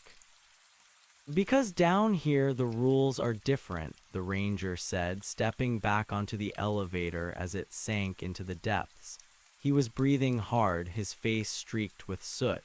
"The surveyors can't process the deep dark. It's too unorganized, too much history piled on top of itself. This is the basement of reality, kid, and they don't have the keys." The elevator descended for what felt like an eternity. We passed levels of the city that weren't on any map. Old subway stations from the 1920s, forgotten coal bunkers, and finally, the narrow, cramped freight tunnels that crisscrossed the city like a subterranean web. The air down here was thick and smelled of damp earth and ancient grease. It was wonderful. It was the heaviest air I had ever breathed. Mara killed the engine and the lights. For a long time, we just sat there in the absolute, crushing silence of the underground. The only light came from the faint, golden glow of the bird in my notebook and the silver shimmer of my own skin. "We're safe for now," Mara said, leaning her head back against the seat. Her hands were shaking. "What happens next?" I asked. My body felt like it was made of lead, and for the first time, I didn't want to move. I wanted to just sink into the floor and stay there. "We find the low-frequency group," the ranger said, opening the door of the anvil and stepping out into the tunnel. "They live in the spaces between the sensors. They're the ones who keep the old world alive in their heads. If we can get Toby to the central hub under the old post office, he can use the city's own iron skeleton to broadcast a static pulse. He can wake the city up." Toby looked at his hands. "I'm scared, Elias. What if I'm not strong enough? What if the surveyors are right and the world is better when it's quiet?" I got out of the van and knelt beside him. I took the notebook and opened it to the page with the bird. The little creature looked up at us, its wings stilled. "Look at this bird, Toby," I said. "It's not efficient. It doesn't serve a purpose. It's just a drawing on a piece of paper that someone loved enough to make it real. The surveyors want a world where nothing is useless. But the useless things are the ones that make life worth the wait. The songs, the drawings, the way the wind feels on your face, they don't make the world run better, but they make it a place where you want to stay." Toby nodded slowly, a single tear tracing a path through the dust on his cheek. Where the tear hit the ground, a tiny blade of green grass pushed its way through the cracked concrete of the tunnel floor. A small, irrational miracle. "We move on foot from here," Mara said, coming around the side of the anvil. She was carrying a heavy lantern that burned with a thick orange flame. "The tunnels are too narrow for the vehicle. We have 6 miles to go, and the debuggers will eventually find a way to descend. They'll send the tunnelers machines that don't delete reality, they just grind it into dust." We began to walk. The tunnels were a labyrinth of brick and iron.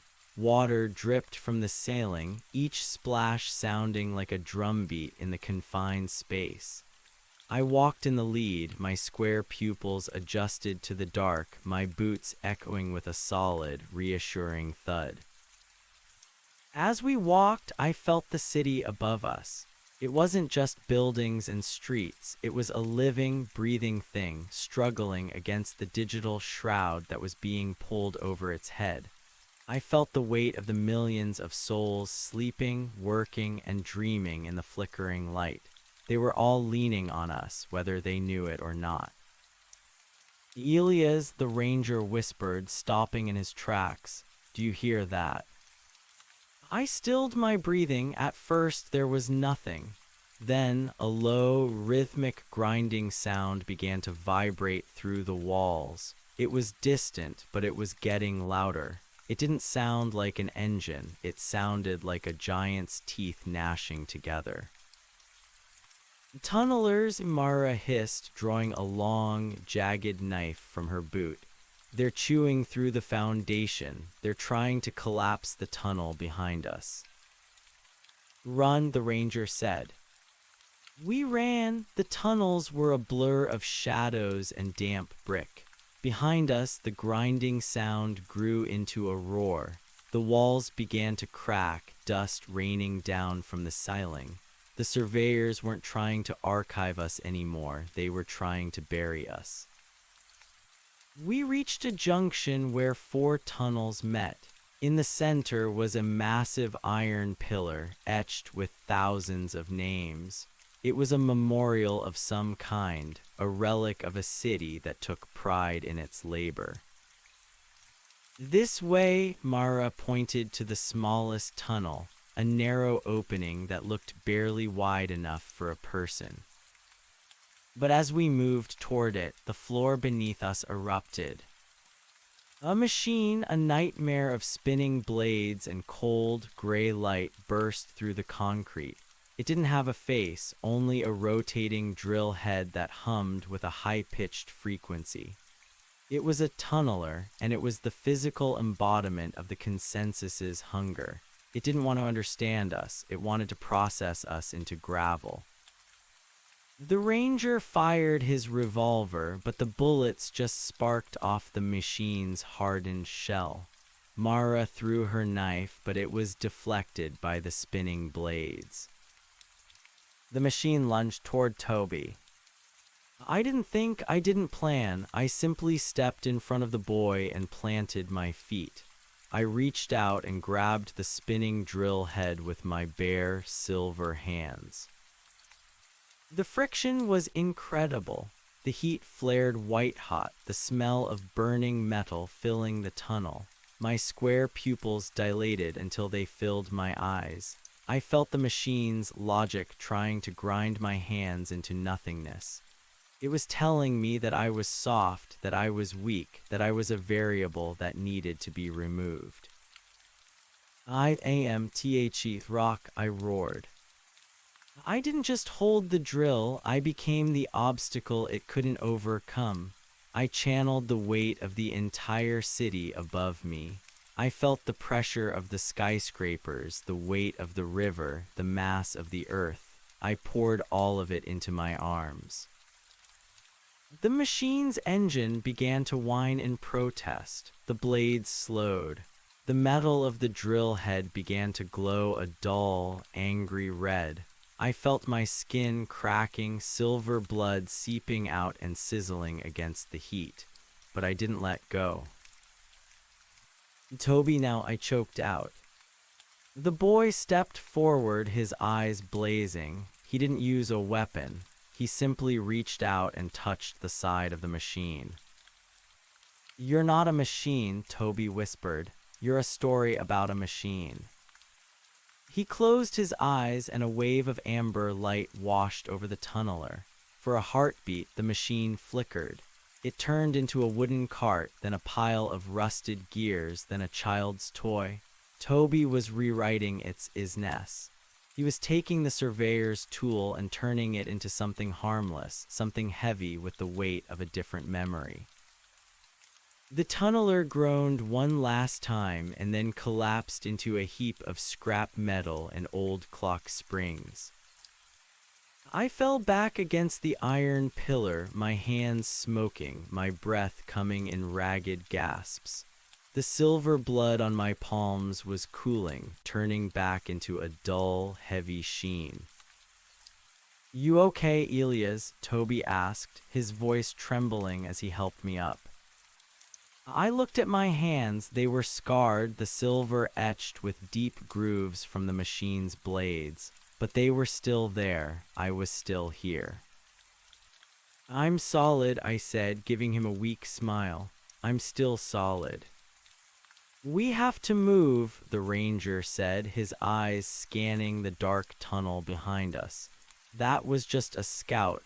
The big ones will be coming soon. We pushed on deeper into the bowels of the city. The tunnels were getting older now, the brick replaced by rough-hewn stone. We were entering the deep roots, the part of Chicago that had existed before the fires, before the maps, before the world had tried to become a screen. Finally, we reached a massive iron door, reinforced with lead and covered in the same symbols I had seen in the desert library. Mara stepped forward and knocked a rhythmic code. The door creaked open, revealing a vast, cavernous space lit by the warm, flickering light of 1,000 candles. It was an underground cathedral built from the remnants of the old city. There were people there, hundreds of them, dressed in heavy wool and leather, their faces etched with the lines of those who have lived in the shadows for a long time. They didn't look like the sleepwalkers on the surface. They looked like us. They looked heavy. A man stepped forward, his hair white as snow, his eyes a piercing, deep blue. He looked at Mara, then at the ranger, and finally his gaze settled on me and Toby. "The anchor and the weaver," the man said, his voice a low rumble that echoed through the hall. "We've been waiting a long time for you to come home." I looked around the room at the books, the tools, the children playing in the corners. This wasn't just a hiding place. It was a reservoir. It was where the world was being kept safe until it was time to be heavy again. "We're here to wake the city," I said, my voice gaining strength. The old man nodded. "Then let us begin. The weight of the world is a heavy burden, Elias, but it's the only thing that keeps us from drifting away." As I stood there in the candlelight, surrounded by the ghosts and the survivors, I felt the notebook in my pocket grow warm. The bird was singing again, and for the first time since I woke up in that library, I wasn't afraid of the dark. I was the dark, and I was the light that lived inside it. We were the rocks that cast no shadow, and the world was finally starting to feel real again. The old man's name was Holloway, and he moved with a deliberate slowness that suggested he was carrying the gravity of the entire subterranean complex on his shoulders. He led us through the cavernous hall, which I now realized was an ancient filtration plant repurposed into a sanctuary of the tactile. Everywhere I looked, people were engaged in the act of making. There were blacksmiths striking anvils with a rhythmic, deafening clang. There were weavers throwing shuttles across looms. There were scribes pressing ink-heavy nibs onto thick, fibrous parchment. "The consensus hates the smell of wood smoke and the sound of a hammer," Holloway said, gesturing to the industry around us. "Those things are messy. They produce heat, friction, and waste. Most importantly, they produce a history of effort. You cannot delete a scar that was earned through labor." He stopped before a massive map of the city etched into a slab of slate. It wasn't a map of streets and addresses, but a map of materials. It showed the veins of copper, the ribs of steel, and the deep limestone bones of Chicago. "We are here," Holloway said, pointing to a spot near the river. "And the central hub, the heart of the city's nervous system, is here beneath the old post office. It's the largest brick-and-mortar structure of the old world. It has enough physical mass to anchor a broadcast, but the surveyors have installed a null-field generator on the roof. They're trying to hollow it out from the top down, turning it into a shell of data." "We need to get Toby to the basement," Mara said, her voice tight with urgency. "If he can touch the foundation, he can use the iron skeleton of the city as an antenna." Holloway looked at Toby, his blue eyes softening. It will be like trying to scream through a mile of wet sand, boy. The consensus will feel you the moment you begin. They will try to edit you out of the sentence. They will try to convince you that you are a typo in the grand design. Toby gripped the strap of his bag, his knuckles white. Elias will hold me, he said simply. The old man turned his gaze to me. He reached out a gnarled hand and touched the silver scarring on my forearm. The anchor. You aren't just heavy, Elias. You are a constant. In mathematics, you are the number that does not change regardless of the equation. As long as you believe you are real, the boy has a place to stand. We didn't stay long. The grinding of the tunnelers was growing louder, a persistent vibration that made the candles flicker and the dust dance on the slate map. The sanctuary was being found. The low-frequency group began to pack their essentials, not hard drives or data chips, but seeds, whetstones, and hand-bound books.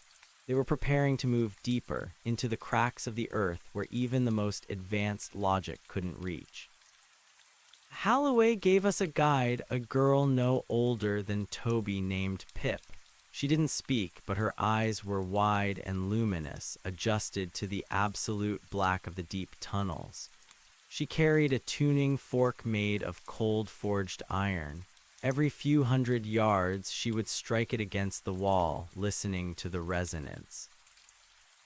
She's tracking the frequency of the city, Mara whispered as we followed Pip into a narrow crawl space. If the note is flat, the consensus is winning. If it's sharp, there's still enough tension to work with. The journey to the post office was a descent into a forgotten world. We passed through vaults filled with the rusted remains of 19th century pneumatic mail tubes, brass-bound ghosts of a faster age.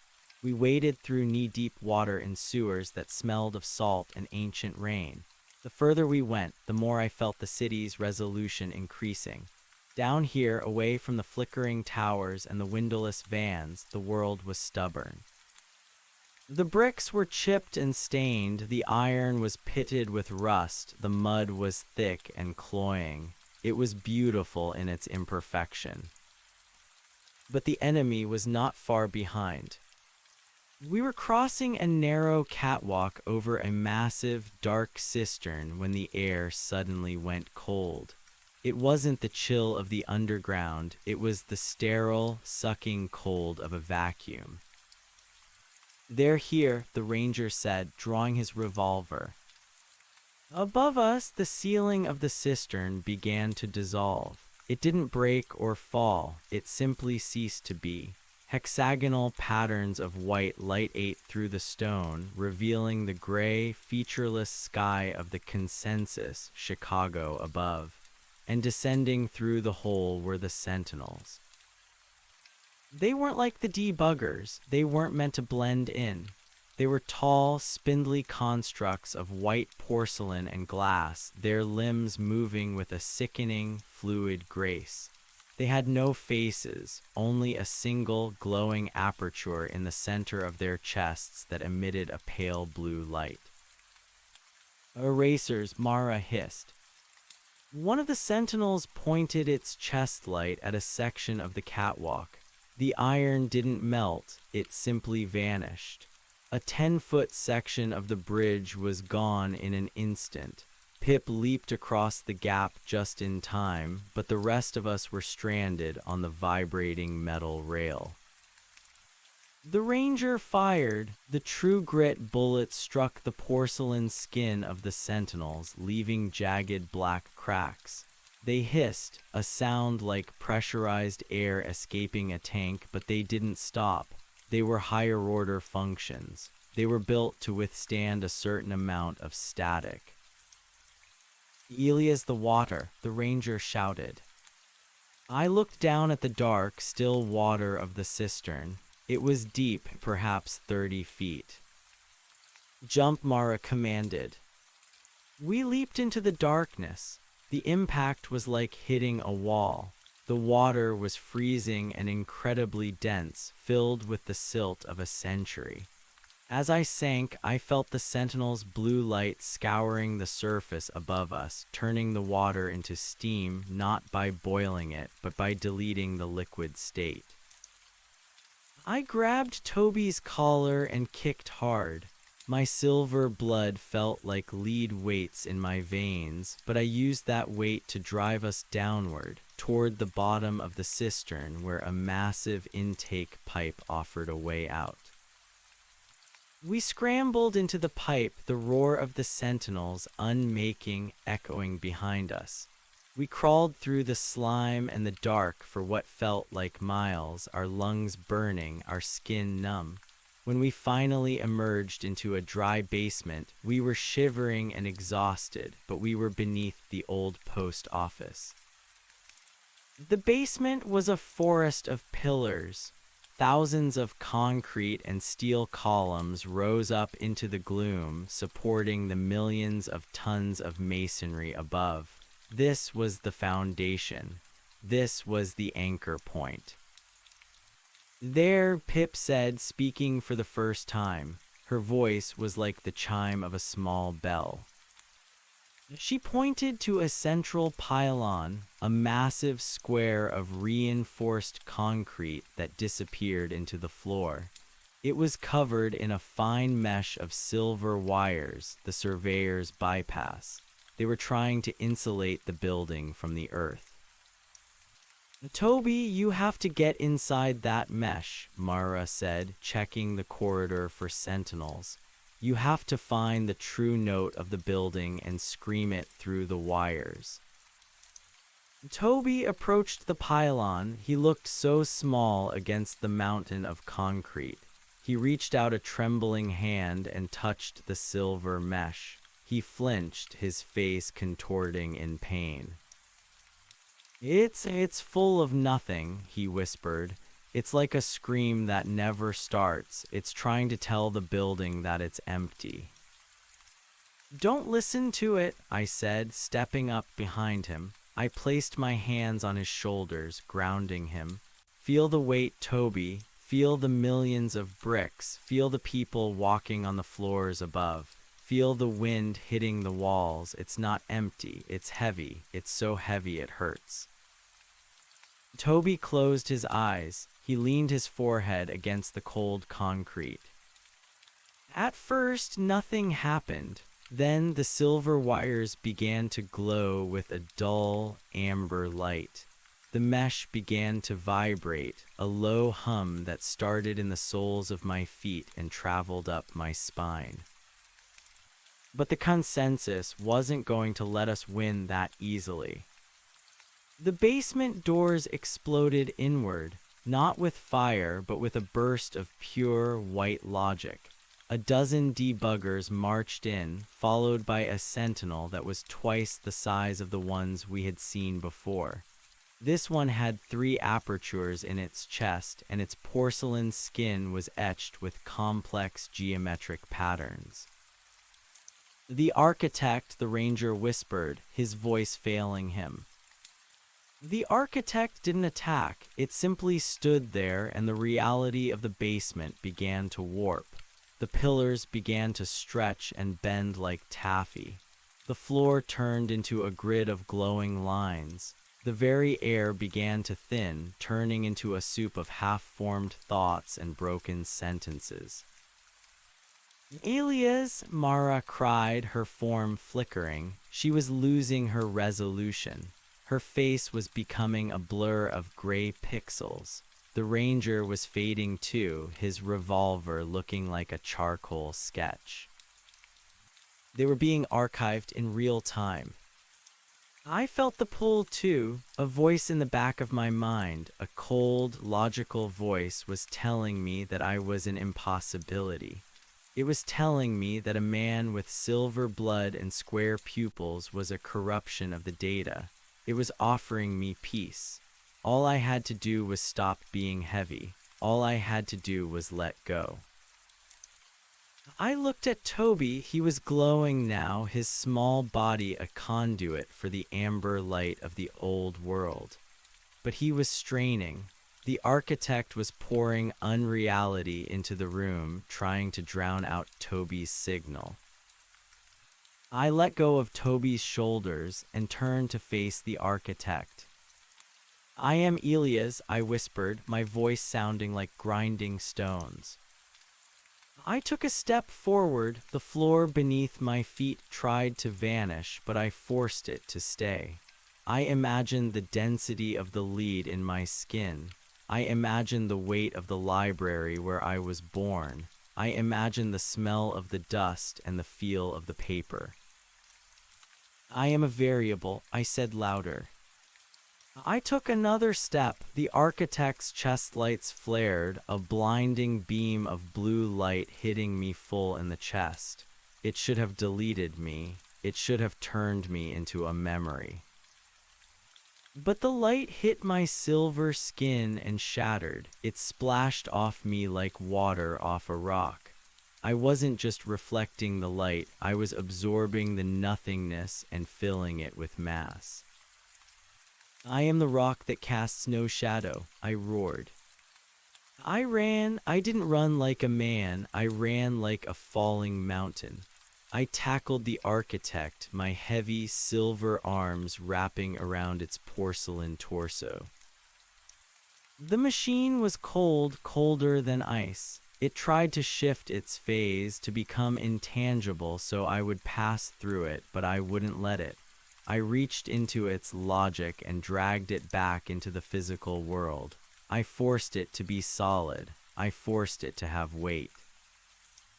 We crashed into a pillar. The concrete cracked. The architect struggled, its spindly limbs clawing at my face, but I buried my head in its chest and squeezed. I felt the porcelain shattering. I felt the glass tubes inside it snapping. "Toby, now." Toby let out a cry that wasn't a sound but a pulse. The amber light exploded from the pylon. It raced up the silver wires, turning them from a cage into a fuse.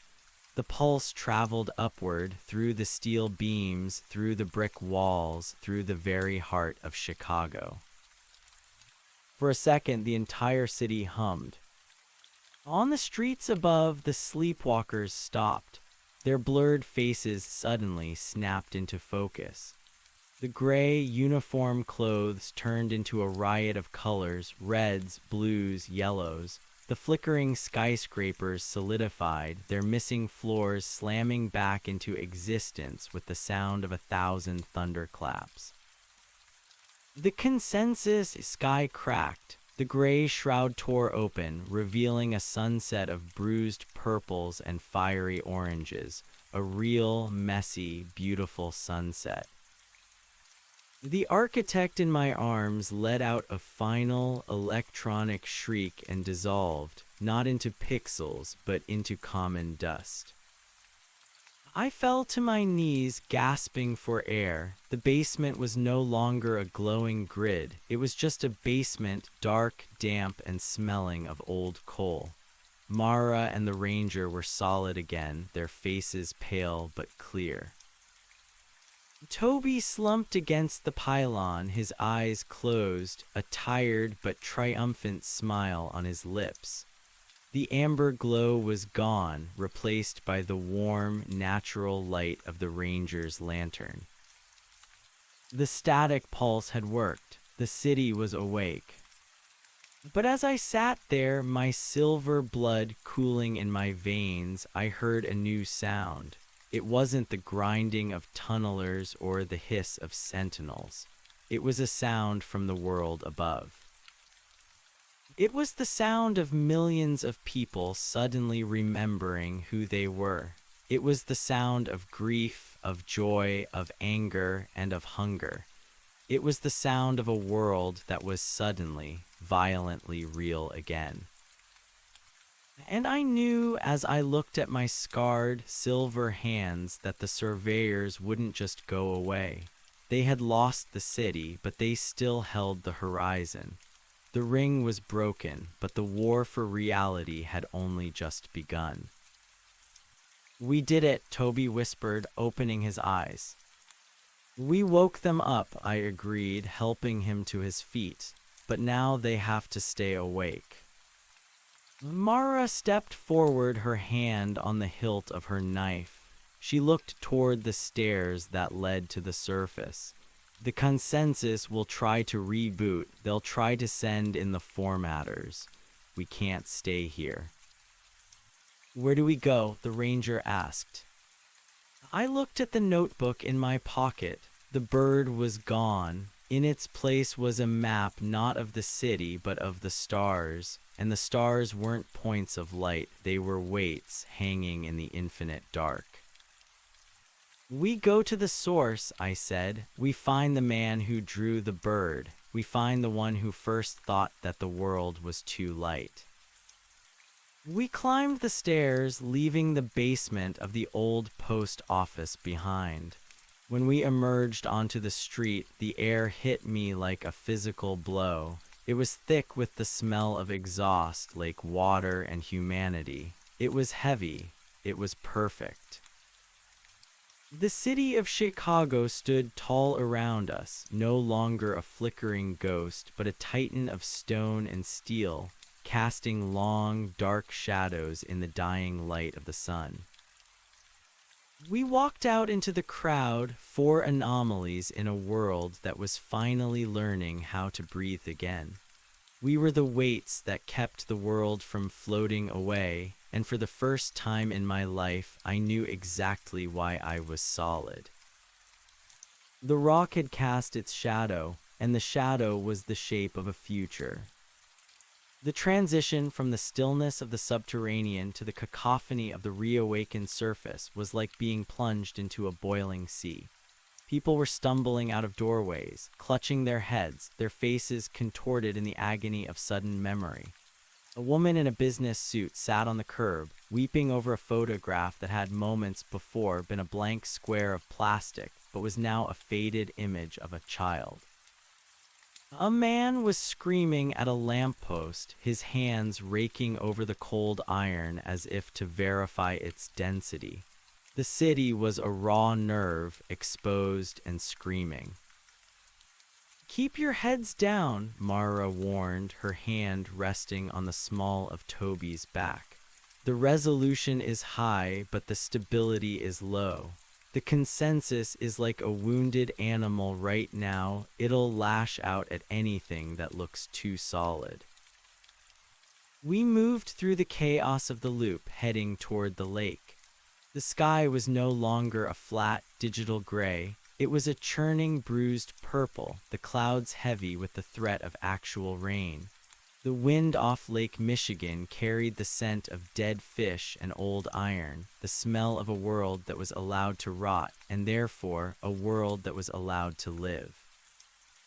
As we crossed Michigan Avenue, I saw the first of the formatters.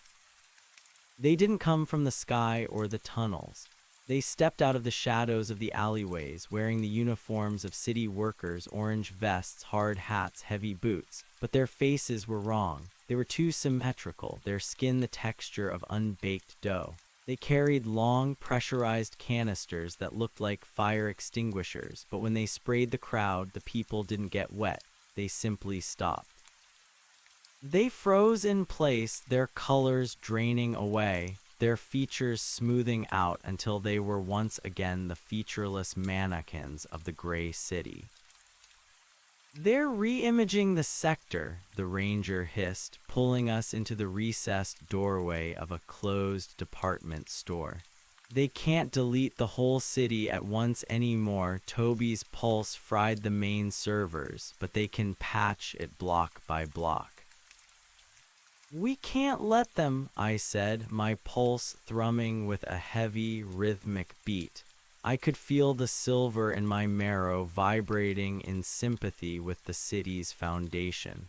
If they patch enough of it, they'll just re-establish the ring. We aren't here to fight a war of attrition, Elias, Mara said, her eyes scanning the rooftops. We're here to find the cartographer. Pip, where is the resonance strongest? The silent girl stepped forward, her iron tuning fork held aloft. She struck it against the stone door frame of the store.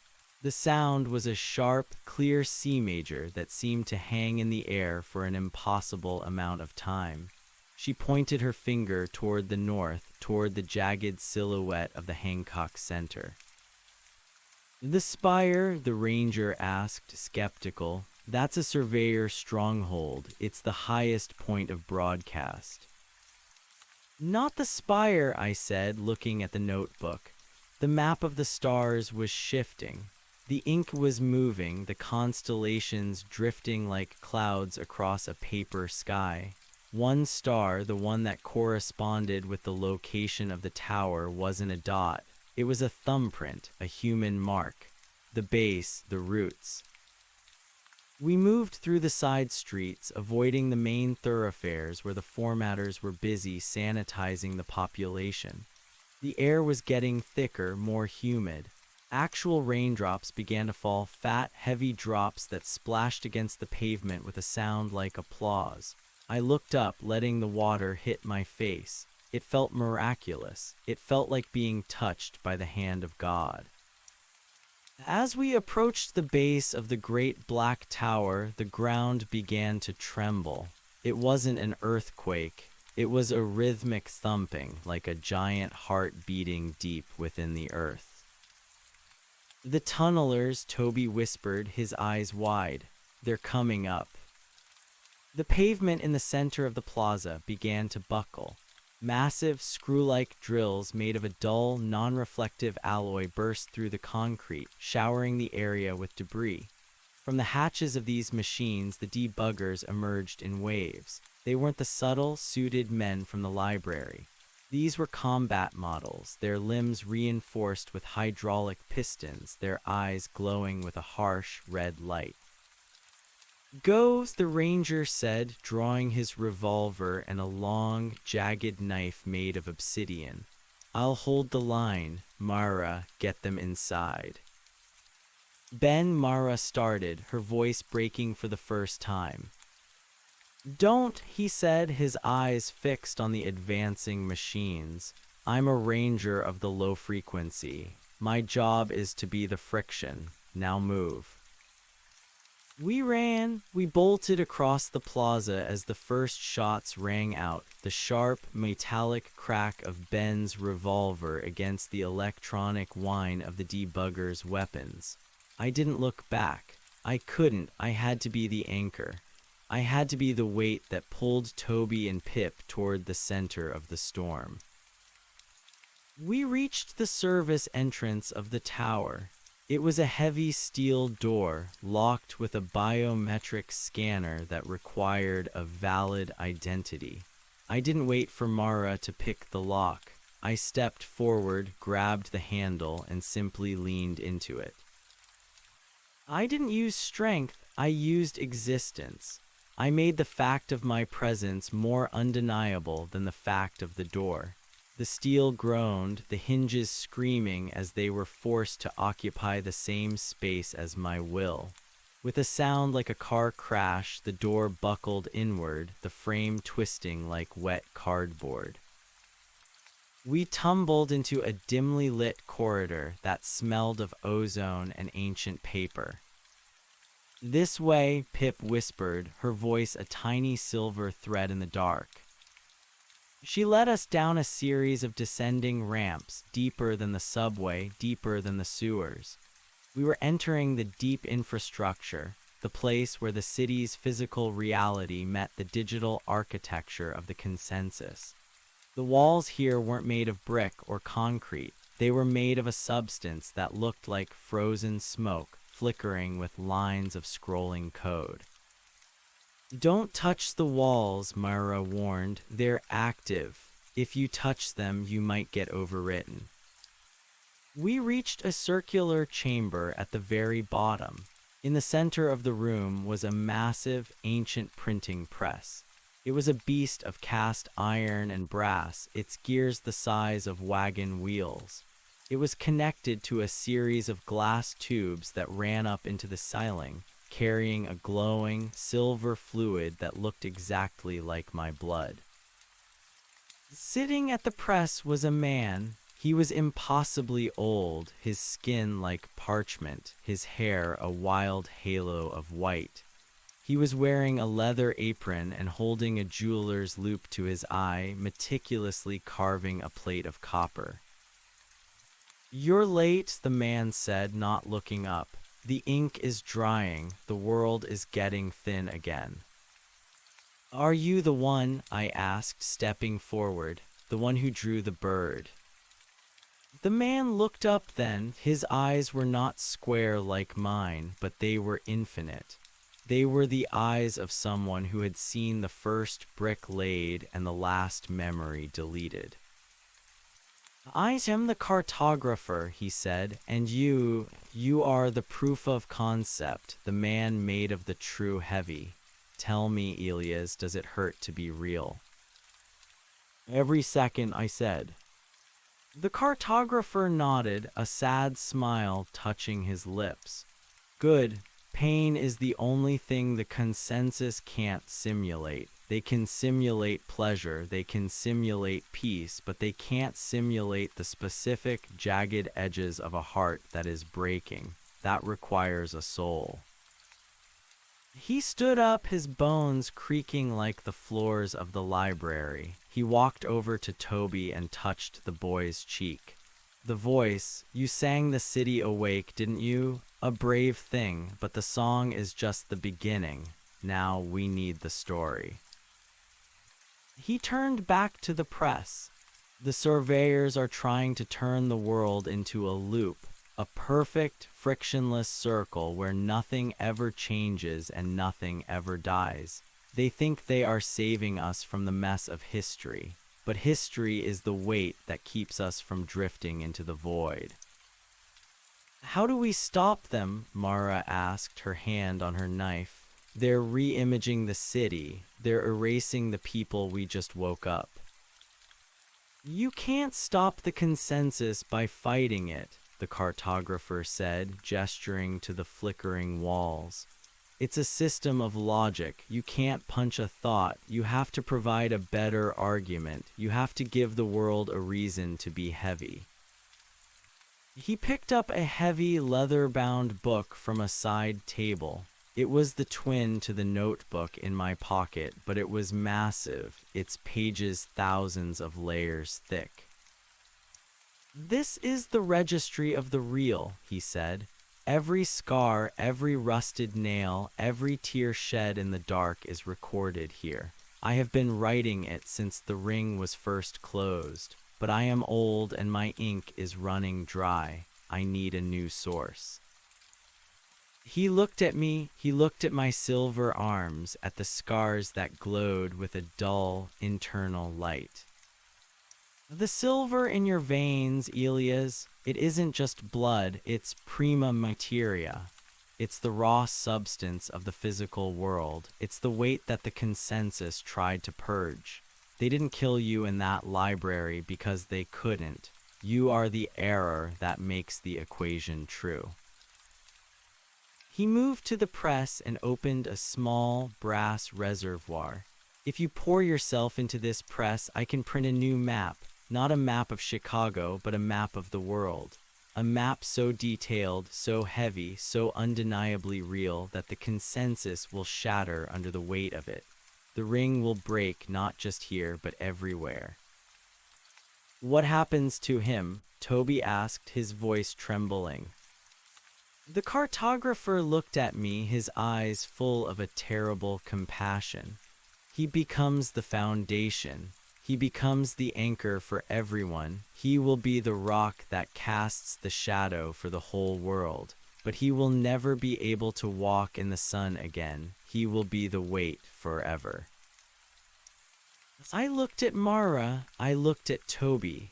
I thought about the woman on the curb weeping over her child's photo. I thought about Ben out there in the plaza fighting a war against machines that didn't know how to bleed. I thought about the dark library where I had woken up, the silence, the emptiness. I had spent my whole life, whatever life I had, feeling like a ghost in a world of glass. "Do it," I said. Elias, no, Toby cried, grabbing my hand. We can find another way. We can keep fighting. There is no other way, little bird, I said, kneeling down to his level. I took the notebook from my pocket and pressed it into his hands. You have the voice, you have the song, you need to be the one who tells the story. You need to tell them about the man who was heavy so they could be light.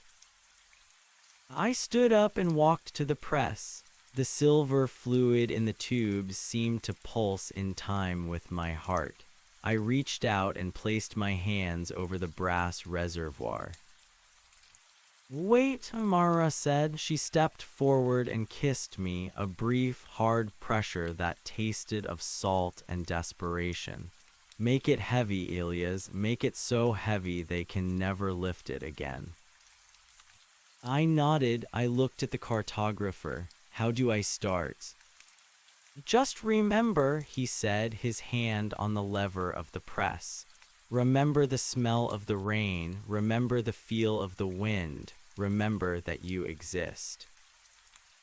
I closed my eyes. I reached deep inside myself, past the fear, past the confusion, to that core of silver lead that had always been there.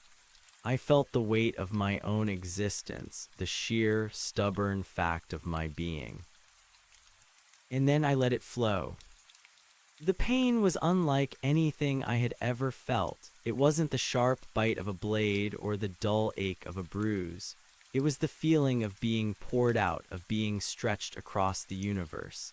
I felt my skin cracking, the silver blood geysering out of my pores and into the reservoir. I felt my bones turning to iron, my heart turning to stone. But as I emptied, the room began to change. The flickering digital walls solidified into dark, damp earth. The scent of ozone was replaced by the smell of deep, rich soil. The printing press began to roar, the gears turning with a thunderous, rhythmic clack, clack, clack.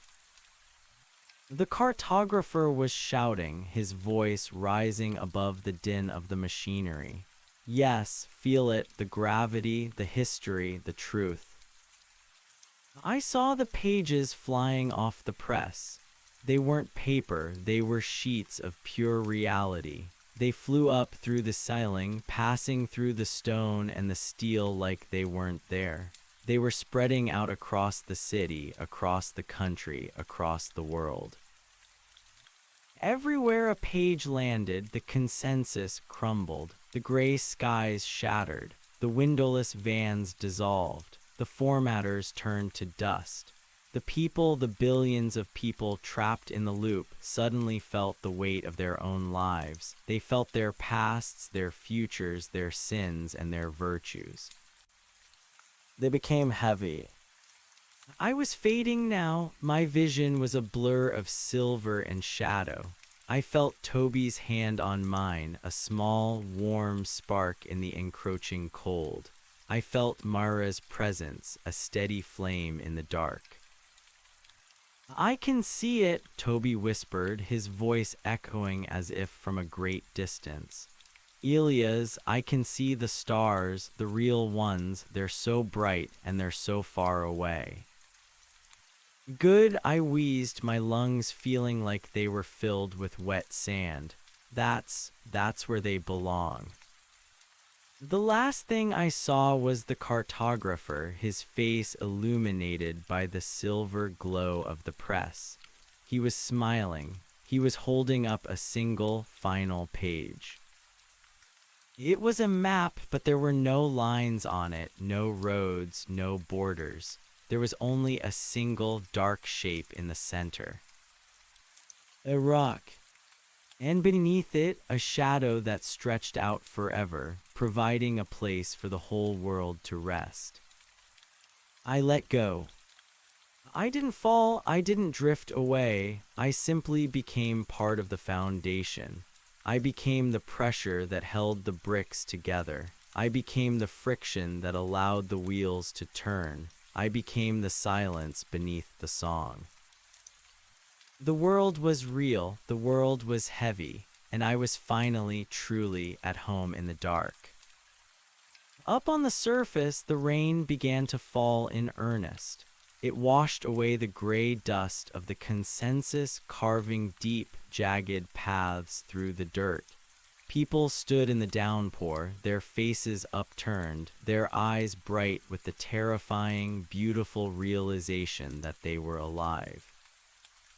The ring was broken, the sky was open, and in the basement of the old post office, a small boy with a notebook began to write the first sentence of a new history. Once, he wrote, the ink dark and heavy on the page, there was a man who cast no shadow so that the rest of us could finally see the light. The transition was not a death, but a redistribution.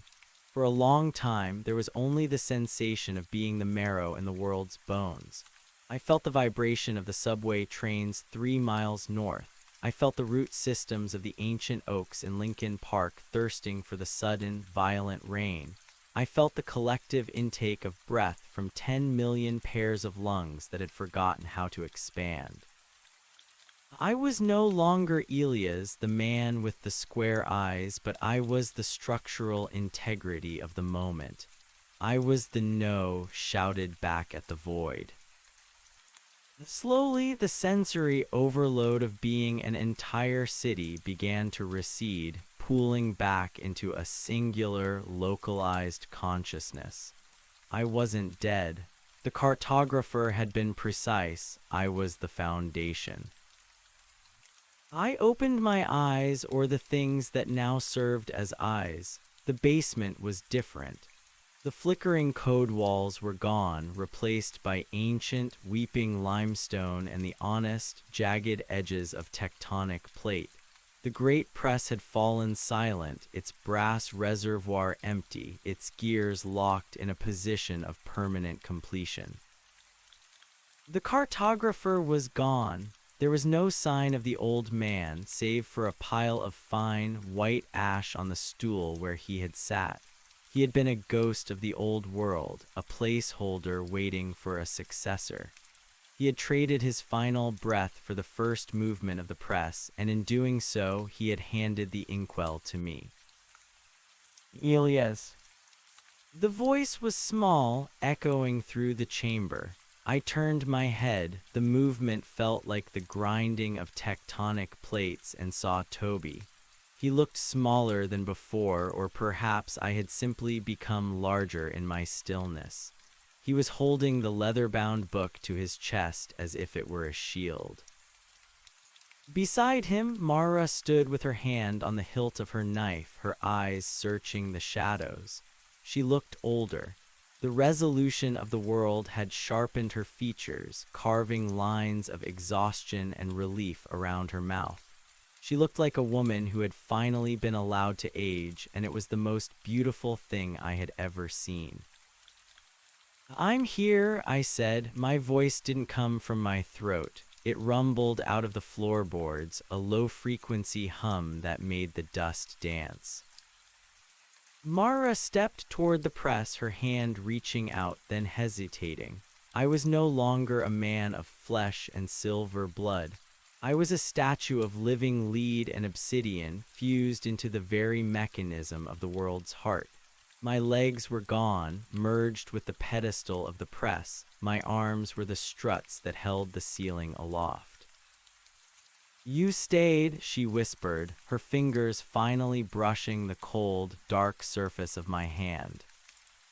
"I'm the anchor, Mara," I said. "If I move, the map shifts. If I leave, the shadows start to flicker again."